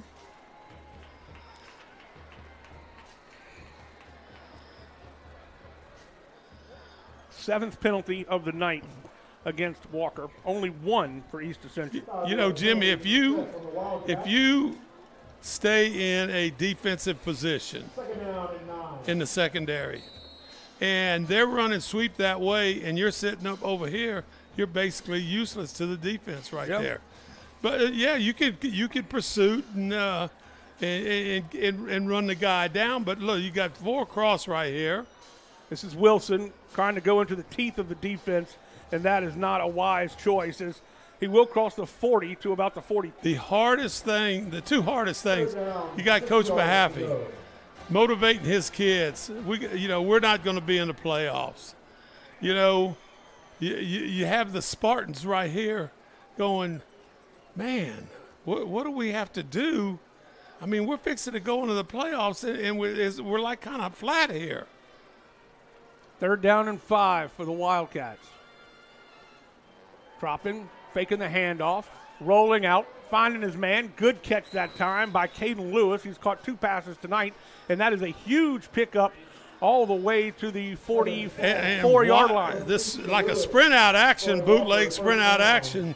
Nice pitch and catch right there by the quarterback and receiver. Good job for Lewis to keep his concentration. He kind of bobbled it a little bit when it hit him, and then he was able to easily get control of it before he went out of bounds. 1st down inside East Ascension territory at the 45-yard line. Man, Dipsy doing and pirouetting, handing it off to Wilson. Dragging guys with him, and they'll stop his forward progress, but not before he gets 8 yards. This is one thing that I see, Jimmy. You talked about this.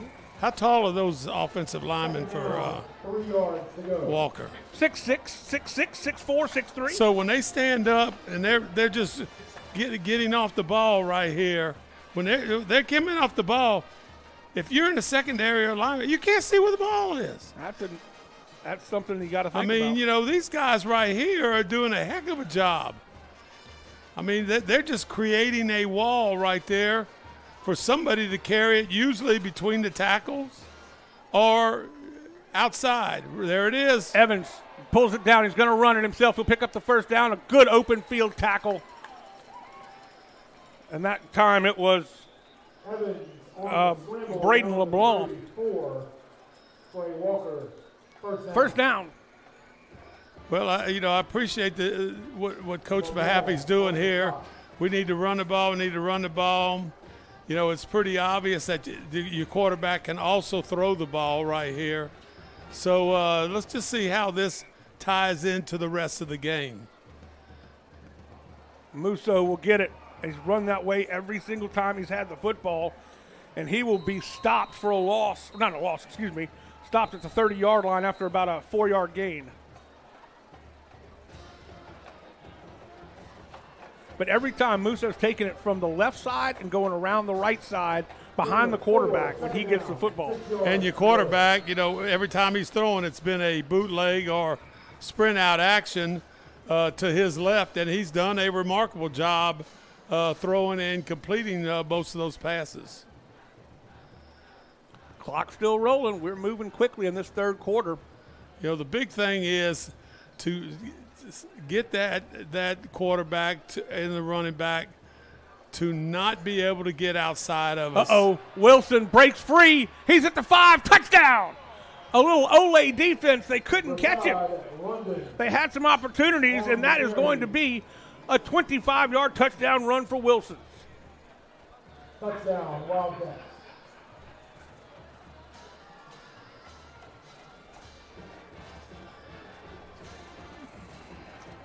Holy mackerel. Santa Ma has just taken the lead against Denham Springs. 11:04 left in the third. Santa Ma 20, Denham Springs 19. Another big turn of events there and a big turn of events here because the Walker Wildcats have really not been stopped. Only one time in the first quarter they threw an interception. This is blocked! They blocked the extra point. Tremendous job to break through there and block the extra point by Stern. We will come back and let's take a look at it now. How about that? Right there, great job. It was, I think it was Javon Javius. And we will take a quick break. 28-20 back after this on the Rev Game of the Week. EA would like to thank Dr. Brian Hollis and Hollis Orthodontics for their support. The athletic training staff of East Ascension High School would like to thank the following sponsors for their support of our Spartans Sports Medicine Program. Precision Pools and Outdoors, Parish Engineering, Black Bayou Lending, OxyChem, The RV Shop, Innovative Orthotics and Prosthetics of Louisiana. Walker says we're not giving up. I don't care what our record is. The only thing that matters is this game right here. And if they could pull it off, they would be huge, huge spoilers. And I'm going to tell you, the EA crowd has kind of quieted down a little bit. Student section still doing their thing. Band doing their thing. All the cheer group. High looping kick. It's going to be collected at the 12-yard line by Urson.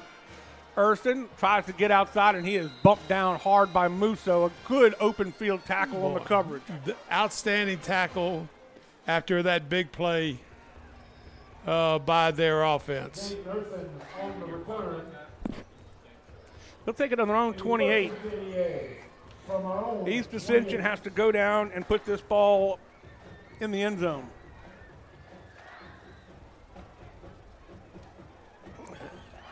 You know, I'm not real certain, you know, what Coach Mahaffey's thinking right now. But he's got to be pretty proud of his kids. They haven't quit on him. On the counter, goes to McCarty, and McCarty goes nowhere. Blackburn carries for a gain of 1, 2nd and 9. Picks up 1. Brock Mathern's got to be saying, I think this drive right here is crucial for our team. You know, right there, that play was not a great deal. It wasn't much of a success right there. Let's just see just exactly what's happening here in this drive for the Spartans. Playing man up on the receivers. Dropping back. He'll hit as he throws, and it's kind of partially tipped, trying to get it to Martinez, and that's why that ball didn't get very close to him. I'm almost lucky he didn't get intercepted. Well, Martinez had an opportunity. I just wish he could have caught the ball, and I just wanted to see a race. Yep. It was definitely partially deflected at the line of scrimmage. Clock finally stops. So you see what that down and distance is over there. That they haven't seen that all night. Nope. It's 3rd and 9. Blackburn will split to the bottom of your screen. Dropping back. He's got some time. Now he's going to be hit as he throws. He finds his man. Number 1, Merriweather. Merriweather still on his feet across the 40-yard line. Huge play. Big. And Coach Brock's got to be going, that's my boys. That's my boys right there. Big play right there when we needed it. 3rd and 9, Coach. 3rd and 9, and they executed. Great job for LaBeouf to stand in because DJ Bro got a good lick on him as soon as he released the football.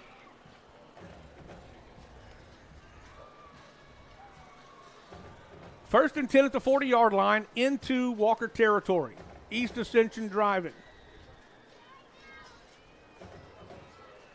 Looked like they were going to get bottled up, but this offense comes through again. A bad snap. Have to fall on it, does LaBeouf, and he will lose 11 yards. Wow, haven't seen that all season from their center. Exactly. Devin Ullman. About 2 years ago we saw that. Yep, but not yeah, it just slid on him. And look, we take for granted that the snap is always good, but that's a hard position to play, the center position. I'm telling you, because you know what? When the snap is bad, everybody turns and tries to find the center's parents. Brings up 2nd and 20. On the pitch, behind him. They'll have to fall on this one. Oh, my heavens, things are going south quickly. They'll lose another 5 yards. I don't know. Can you cipher that out for me? What's that? I'm down in distance. We got 3rd and 25. Okay. Well, third and 24. 3rd down, 24.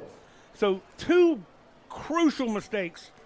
And when they have really had no mistakes all game long, this is something we saw kind of in the first game against Brother Martin. They were rolling, and then things kind of clogged up on them.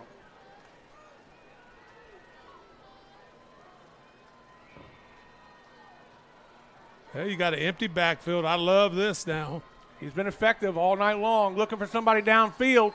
He's going to just throw it up, and he's going to overthrow his intended receiver, either Gotro or Blackburn, kind of both in the middle, and they're going to have to punt for the first time tonight. Incomplete. 4th down.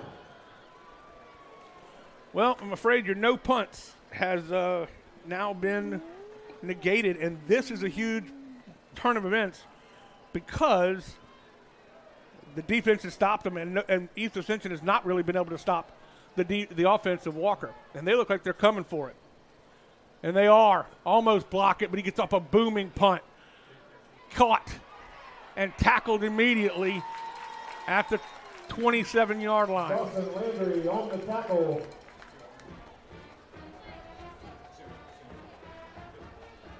Wow. Denham Springs 37 now to 20. Denham Springs takes the lead back. They were just, it was just 20 to 19 a few minutes ago, and just 2 minutes through the game, they only got, let me try that again. 2 minutes off the clock. Denham Springs scores a huge amount of points, 37 to 20. No, check that, 26 to 20. Okay, all right. Denham Springs is now leading again, 26 to 20. Halfback pass. It's a flutter, but they got him wide open. He hits his man. Henry, I thought he let him go, but he got out of bounds before he did. Good job for Henry to let him go and not sling him to the ground. I'm going to tell you what. This was a lot of action right here. And very good job. I'm glad that receiver just didn't start running down the field. Here I am. I'm open at 50 yards, okay? Right. He did a good job right there getting the ball to him and creating a 1st and 10 situation. 16-yard gain, stepped out of bounds at the 49. This defense has got to find a way to stop this Walker offense.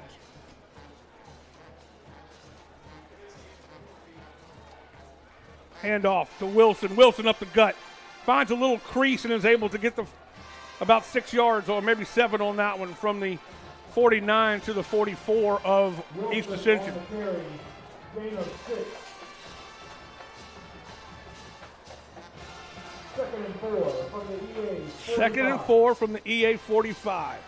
Clock's winding down, under 30 seconds in the 3rd quarter.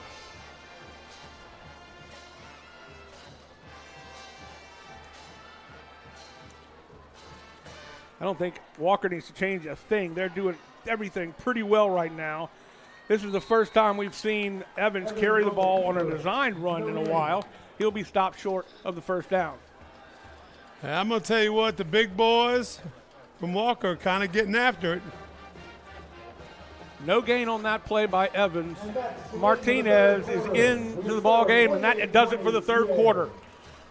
East Ascension leads 28-20, but Walker is driving. We'll be back after this on the Rev Game of the Week.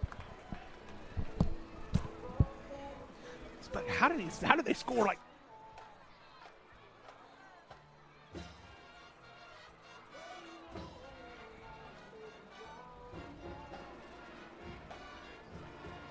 The band is excited.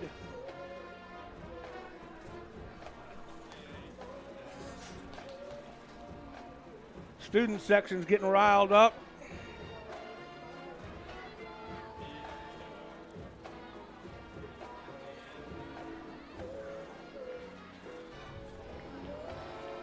We're ready for the fourth quarter.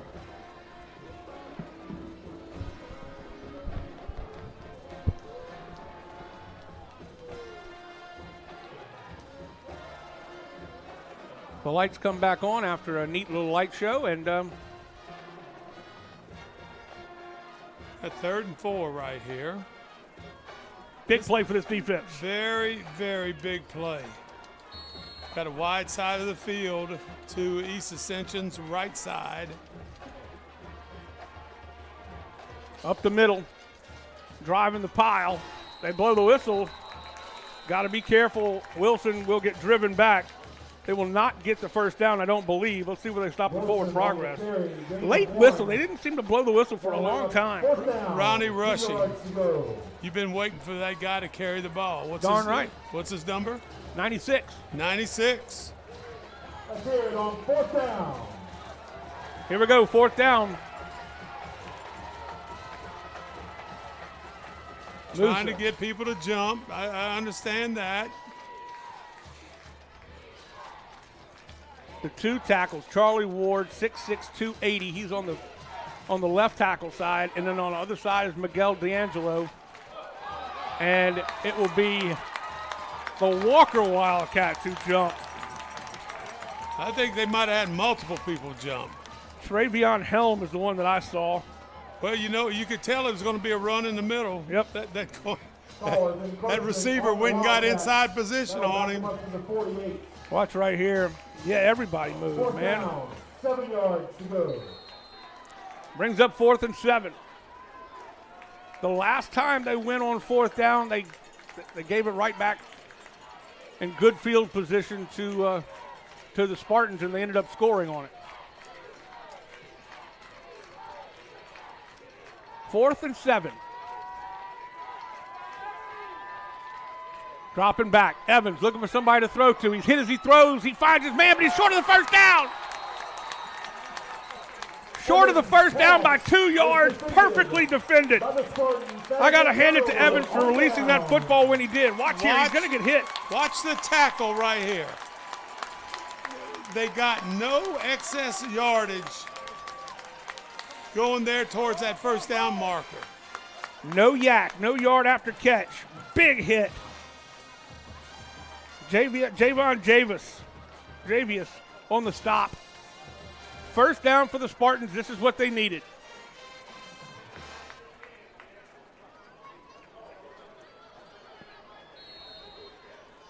Pretty good field position at their own 43. We're into the fourth quarter, 10:36 remaining in the ball game. Rolling. LaBeouf throwing downfield, and he's short. I don't know why the receiver didn't make a move to try to get back to the ball. That's Urson. Well, I think Urson was probably saying, that's not for me, is it? I mean, boy, just hung right in there. We are all tied up in Denham Springs, 26-26, 5:57 left in the third. Extra point was blocked. Wow. Well, we're seeing crazy things with the special teams tonight. Merriweather in motion. It's going to be the pitch on the option. Nowhere to go for Blackburn. Musso and company on the stop. Blackburn on the carry, no gain. Gavin Richard in on it as well. I mean, it's almost like both of these defenses have come to life here in the second half. Here we are in the fourth quarter because here we are. We haven't had this situation. 3rd and 10.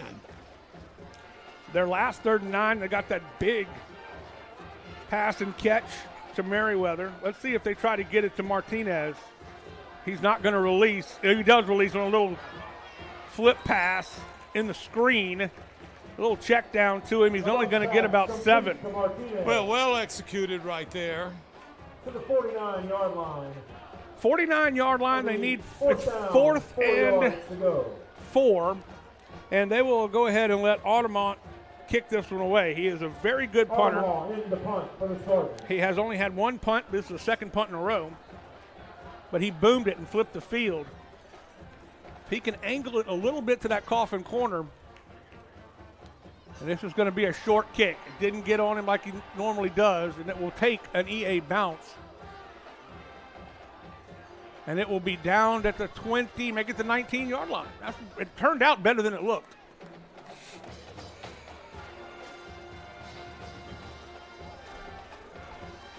All right. Both defenses have come to play in this fourth quarter. East Ascension needs one more stop, at least one more stop for sure.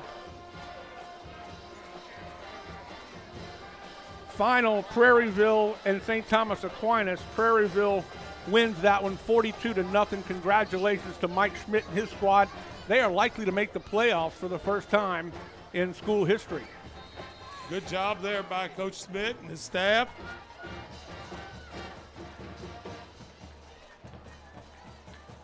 Hand off to Musso. Musso will take it around the left side. He's got some room. Nobody seems to want to tackle Musso. Finally, he's wrapped up by Micah Levy. He's not been in on a lot of tackles tonight, but he does lead the team with 95 tackles. 3 yards on the game brings up 2nd and 7.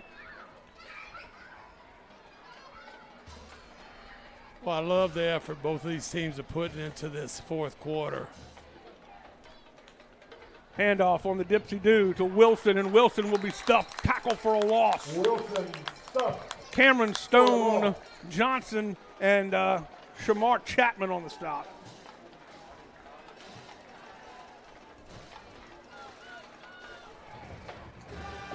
Javon Johnson in on the stop.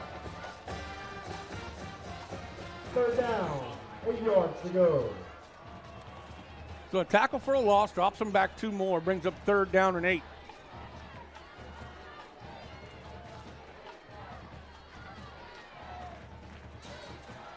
And back to throw, does make the catch. It will be a catch and a 1st down. He got 11 yards, or make it 10 yards, just enough for a 1st down. He knew where the marker was, and that's where he went. Well, watch into the sideline right there. Remember, he's left-handed. He's been throwing to the left all night long right there. There's your nice little pitchy catch with the receiver to the outside for the 1st down. Javius on the stop. 1st and 10 for the Walker Wildcats. Ball resting at their own 31-yard line. It'll be Wilson picking his way. He wanted to go left, now he's coming right. He will be ridden to the turf by a Dawson Landry, and he will pick up 7. Gain of 7. 2nd down, 3 yards to go. He wanted to go to that left side, and it was all clogged up. There was nowhere he could go. Found an opening here to the right side. So the ball rests at the Walker 38. Brings up 2nd and 3.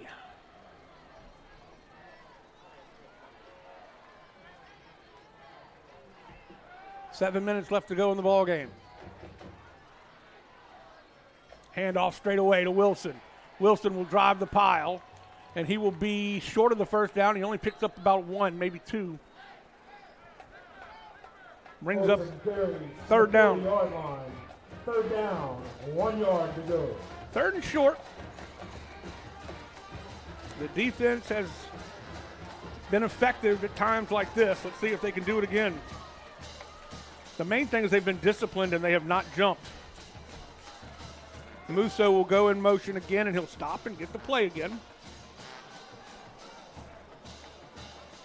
All right, you wide receiver over there to the left side.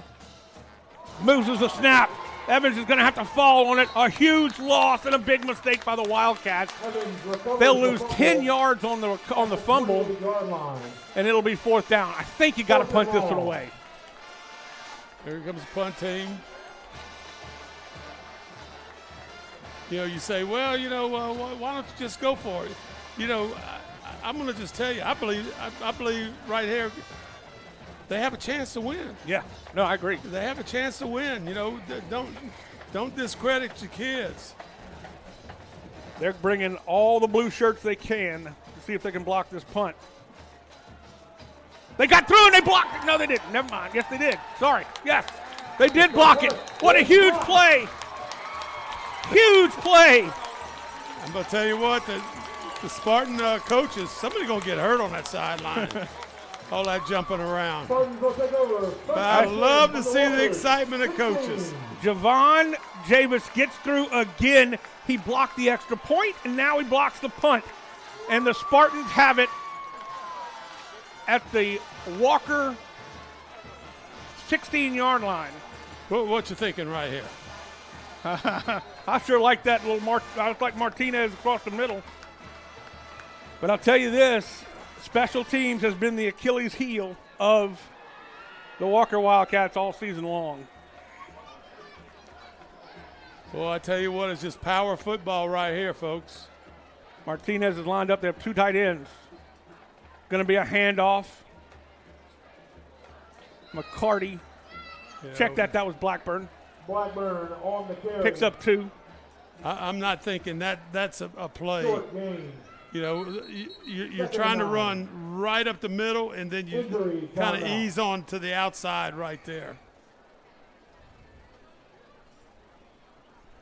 Let's take a look at we have, unfortunately, an injured player. Let's take a look at the last 5 seasons for the Wildcats. Can't talk all of a sudden. Athletic training staff would like to thank the following local businesses for their sponsorship. And last year they went all the way to the regionals. SKR Construction. In 2023 they went to the quarterfinals.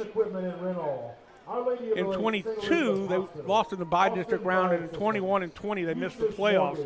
And for the East Ascension Spartans, they've missed the playoffs the last 2 years, but I'm telling you, this year they're looking pretty good. They will definitely be in the playoffs, and they're probably going to be hosting. And you see, in 22 they lost in the regionals, 21 and 20 they also lost in the regionals. But this is a much better football team, the second year of the Brock Mathern era. Very well coached. Got to put together a nice, very good coaching staff. And you could just see from the kids on the sideline, they really are excited about what's going on right here. 2nd and 9. McCarty is the lone setback, and J.J. LaBeouf out of the pistol. Martinez is lined up at the wing spot. Let's see, he floated out last time in the flats on a little screen. They're going to hand off to McCarty. McCarty's the workhorse between the tackles. He will drive the pile, still going to the 10-yard line. He'll pick up about 5, and it will bring up 3rd and 3. Down to the 11-yard line. New score in the Denham Springs Santamar game. Denham Springs 33, Santamar 26. 2:46 left to go in the ball game.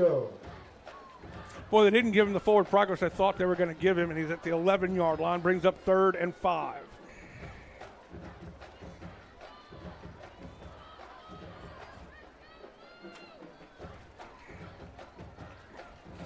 This is where Martinez is so effective on that little small screen, not screen pass. He's going out. He's going to be open to he goes to number 1, Merriweather, and Merriweather stays in bounds. He's finally knocked out of bounds at the 5-yard line, and they get enough for a first down. First down. I don't think they're going to make the mistake they did on that last drive and run McCarty or Blackburn three times or twice up the middle. I think they give it to Martinez, and be done with it. Well, you know, this looks like a different group of guys right here. Well, LaBeouf is out, so that's exactly what they're going to do.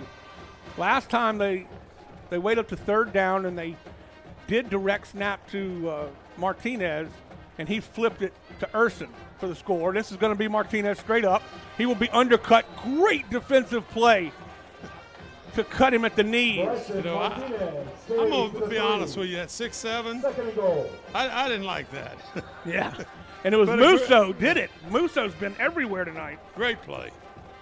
Huge play, and that's how you have to take down the Giant.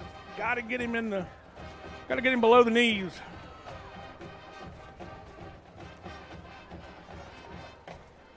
So they'll line up again, second down and goal. Now,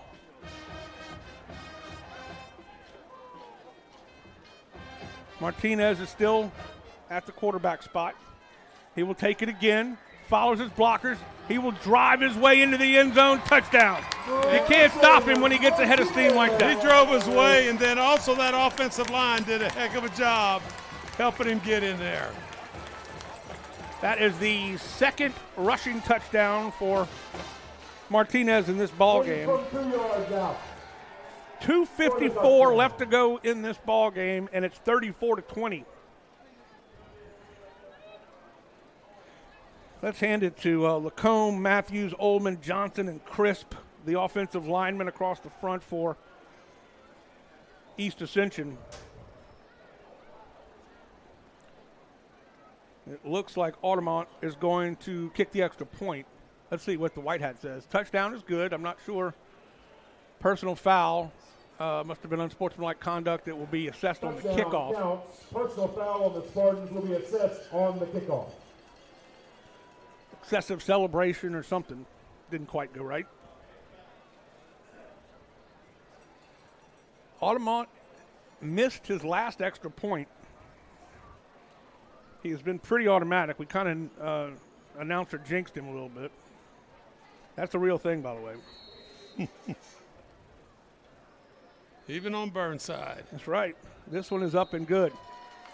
So with 2:54 left to go in the ball game, it is 35-20. We will be back right after this on the Rev Game of the Week. Your score, PA 35.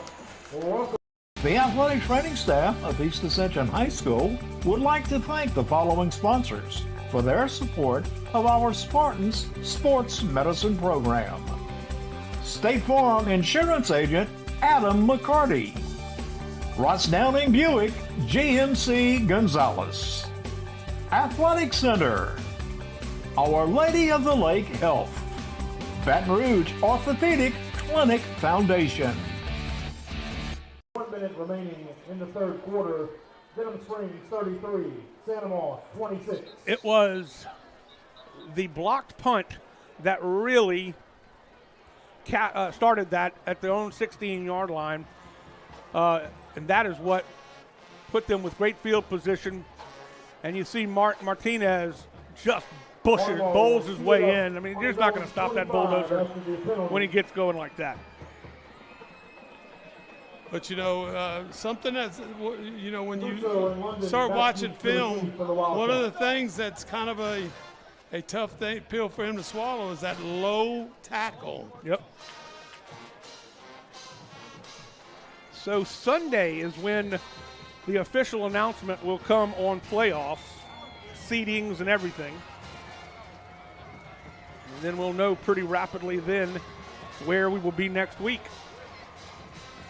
Or at least where the Rev Game of the Week will be next week. This is going to be a squibber, bounces high. It will be taken at the 35-yard line. And, oh, man, I thought he was going to break free. Great job to wrap him up and not let him get any further. That was London. And they'll take over with great field position. They're going to have to move quickly, but there's still time on this clock, and they have 3 timeouts.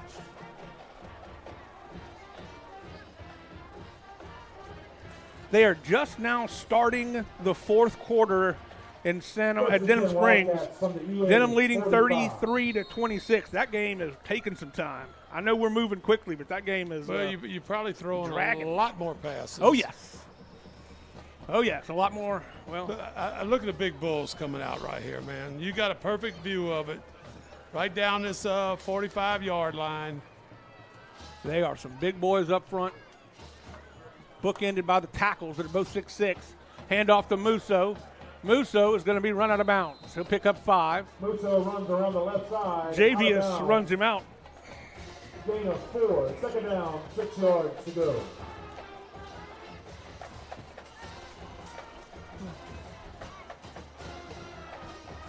Second and 6. They didn't quite get him to the 40. He's at the 41. I'm a little surprised they ran. Well, not too bad to run it on that play, but I think they're going to start throwing the ball pretty quickly. On the counter, it'll be London. He goes nowhere. Boy, good job of containing on the outside here, wide side of the field. Host of Spartans in on the tackle. Zavon Smith on the stop. We got an injured Wildcat. Check that. That was Javon Matthews on the stop.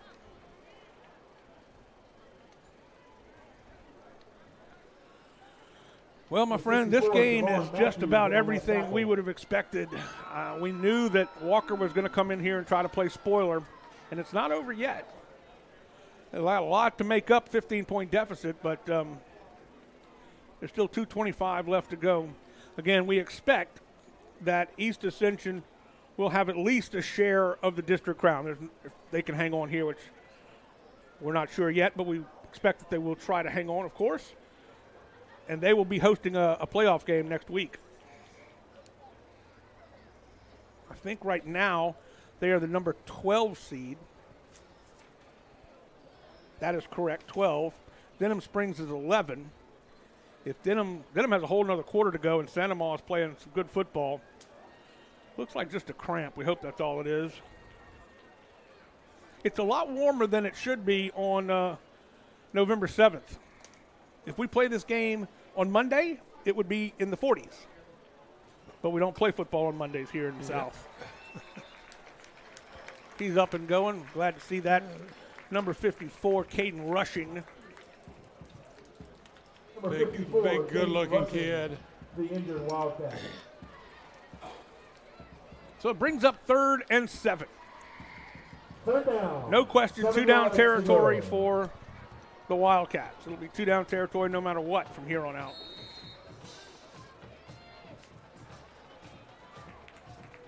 Everybody moving, dropping back. Wants to throw to his left, and he does.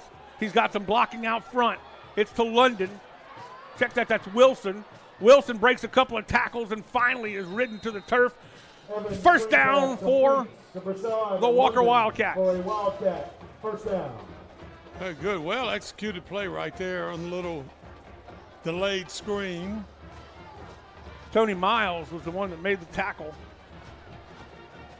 He's been relatively quiet, and it looks like Micah Levy is going to have to come out of the game as he goes down with an injury. He's trying to hop off the field, but they told him to go ahead and get down.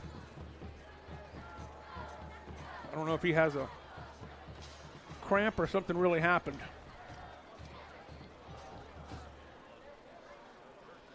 Merriweather was called over by the coaching staff, and he's going to go in. Looks like. He will go in for Michael Levy. And again, Levy leads the team with 95 tackles coming into the ball game. 2:06 to go. That was a very important play for the Walker Wildcats. And Wilson broke a couple of tackles.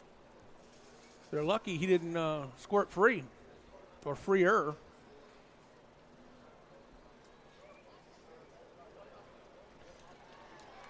And he is going to be up and walking off on his own steam. We're glad to see that. So Merriweather will check into the game playing safety. I see a lot of times at some of the Santa Ma games, Dr. Kerry Winder going out and helping out. Musso around the left side, and he will get a couple of yards, but not much. Defense in good pursuit that time. And back onto the field is Michael Levy. Denham Springs has just scored another touchdown. It's 40-26 now, 11:09 left to go in the ball game there. Under 2 minutes to play in our game. So we're looking at a strong possibility of East Ascension next week. Again, if things go as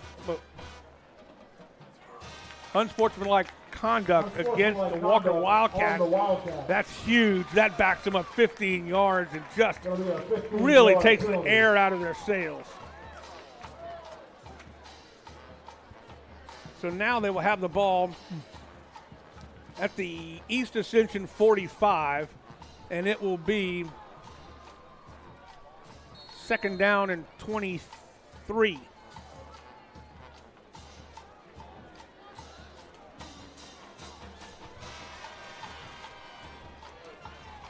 Second down, 23. They have 3 wide receivers to the near side, the first time we've seen this formation all night. Lone setback. Evans will drop back. Remember, he's a left-handed thrower. He's tripped up a little bit, still on his feet, and he will be tackled from behind at the 42. Evans brought down Big time by Stone, bringing him down. Well, it's a good job right here of guys following the pursuit angle right there and running the quarterback down for basically no gain. Third and a Wilson goes in motion. Ways. Throwing all by himself. Oh, what a catch! He had to climb the ladder to get there, but he does make the grab. Caden Lewis, I believe he is the only receiver that has caught the ball all night tonight. Watch this play. That was a heck of a play right there. That was a guy that doesn't want to lose. He doesn't want to give up.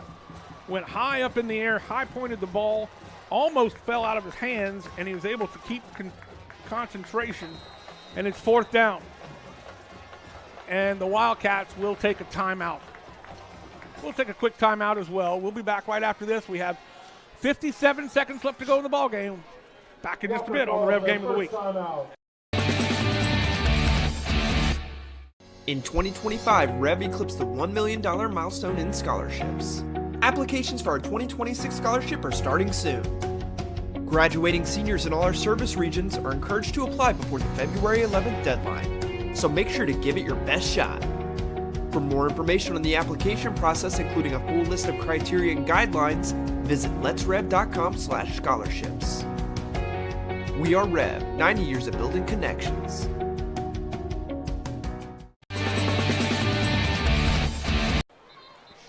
So the penalty hurt them, but then they get the pass, picked up 13 yards on the pass completion. Fourth down and 10 now. This is the ball game right here for Walker. Well, where's your receiver at, buddy? Is he out there on the left side, or? I don't see it. Evans calls for the football. Throws it across the middle. Going high, makes the catch. Perfect tackle that time by number 12, Michael Levy. I think he came up 2 yards short, and they will turn the ball over on down.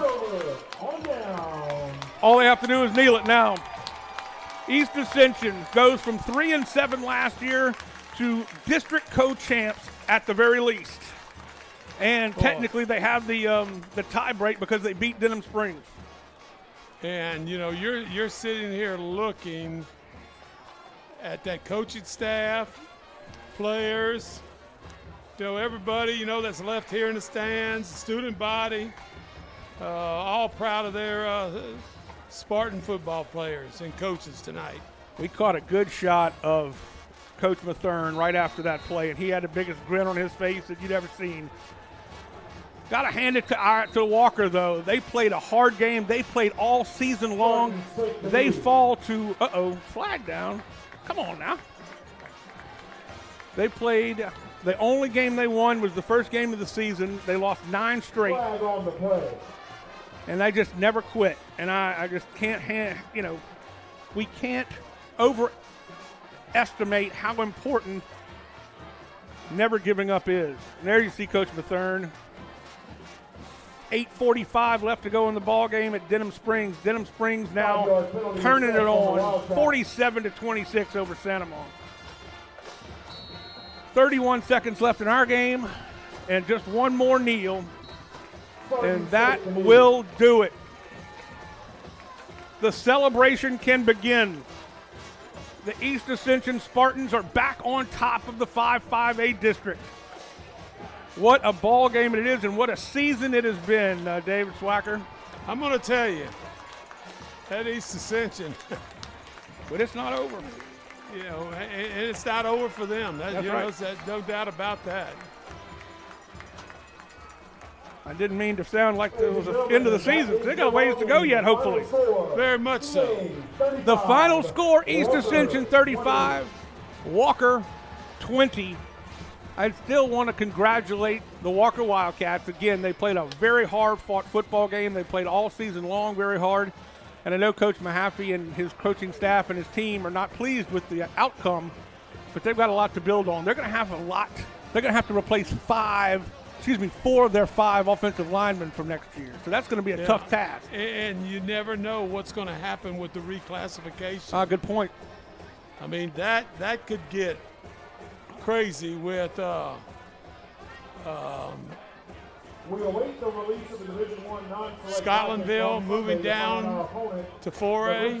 We will be right here on Burnside next Friday night. There is no question. We just heard it from Eric, the PA announcer, that they will definitely have a home game. We don't know where we will be, but we will bring you all the Ascension Parish football that we possibly can, because we are just so happy to be a part of the Ascension Parish athletics and the schools and the community. And we can't thank REV enough for allowing us to do that. And we want to thank the schools, because without their permission, we couldn't be out here. The Ascension Parish School Board, we appreciate it very much. We're going to have the alma mater. This is going to be probably the happiest alma mater they've had in a few years here at East Ascension. Saw some great shots of Coach Bethune. He is over the moon, and he should be, because he has put together a program here that has really turned the corner. And, this right here is a tradition kind of in Ascension Parish. And,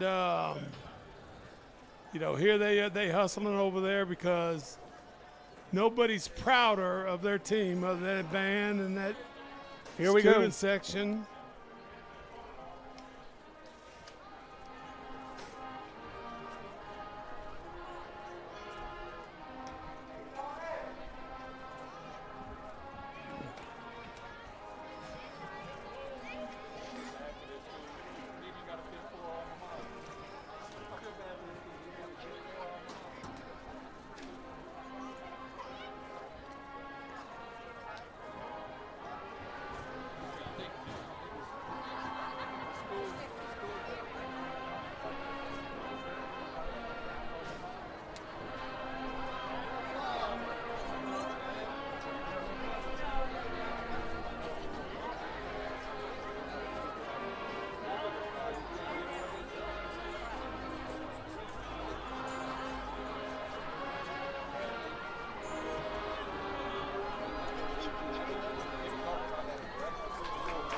I think we had competing alma maters.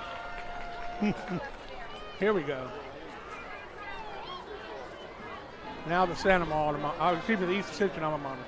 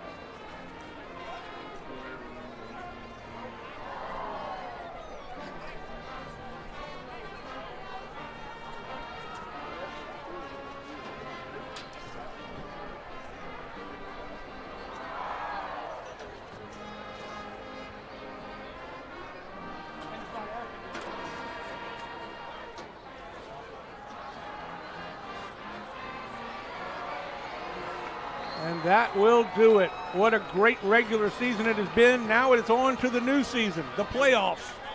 And they will be right here next week. Well, that is going to do it for us. I want to thank our great camera crew, Nolan Wagaspak, Jacob Antoine Aurelius Voisin, Zane Chapoy, of course, our great director, Andre Chapoy, and in Master Control, our executive producer, who we couldn't do without, Lyle Boudreau.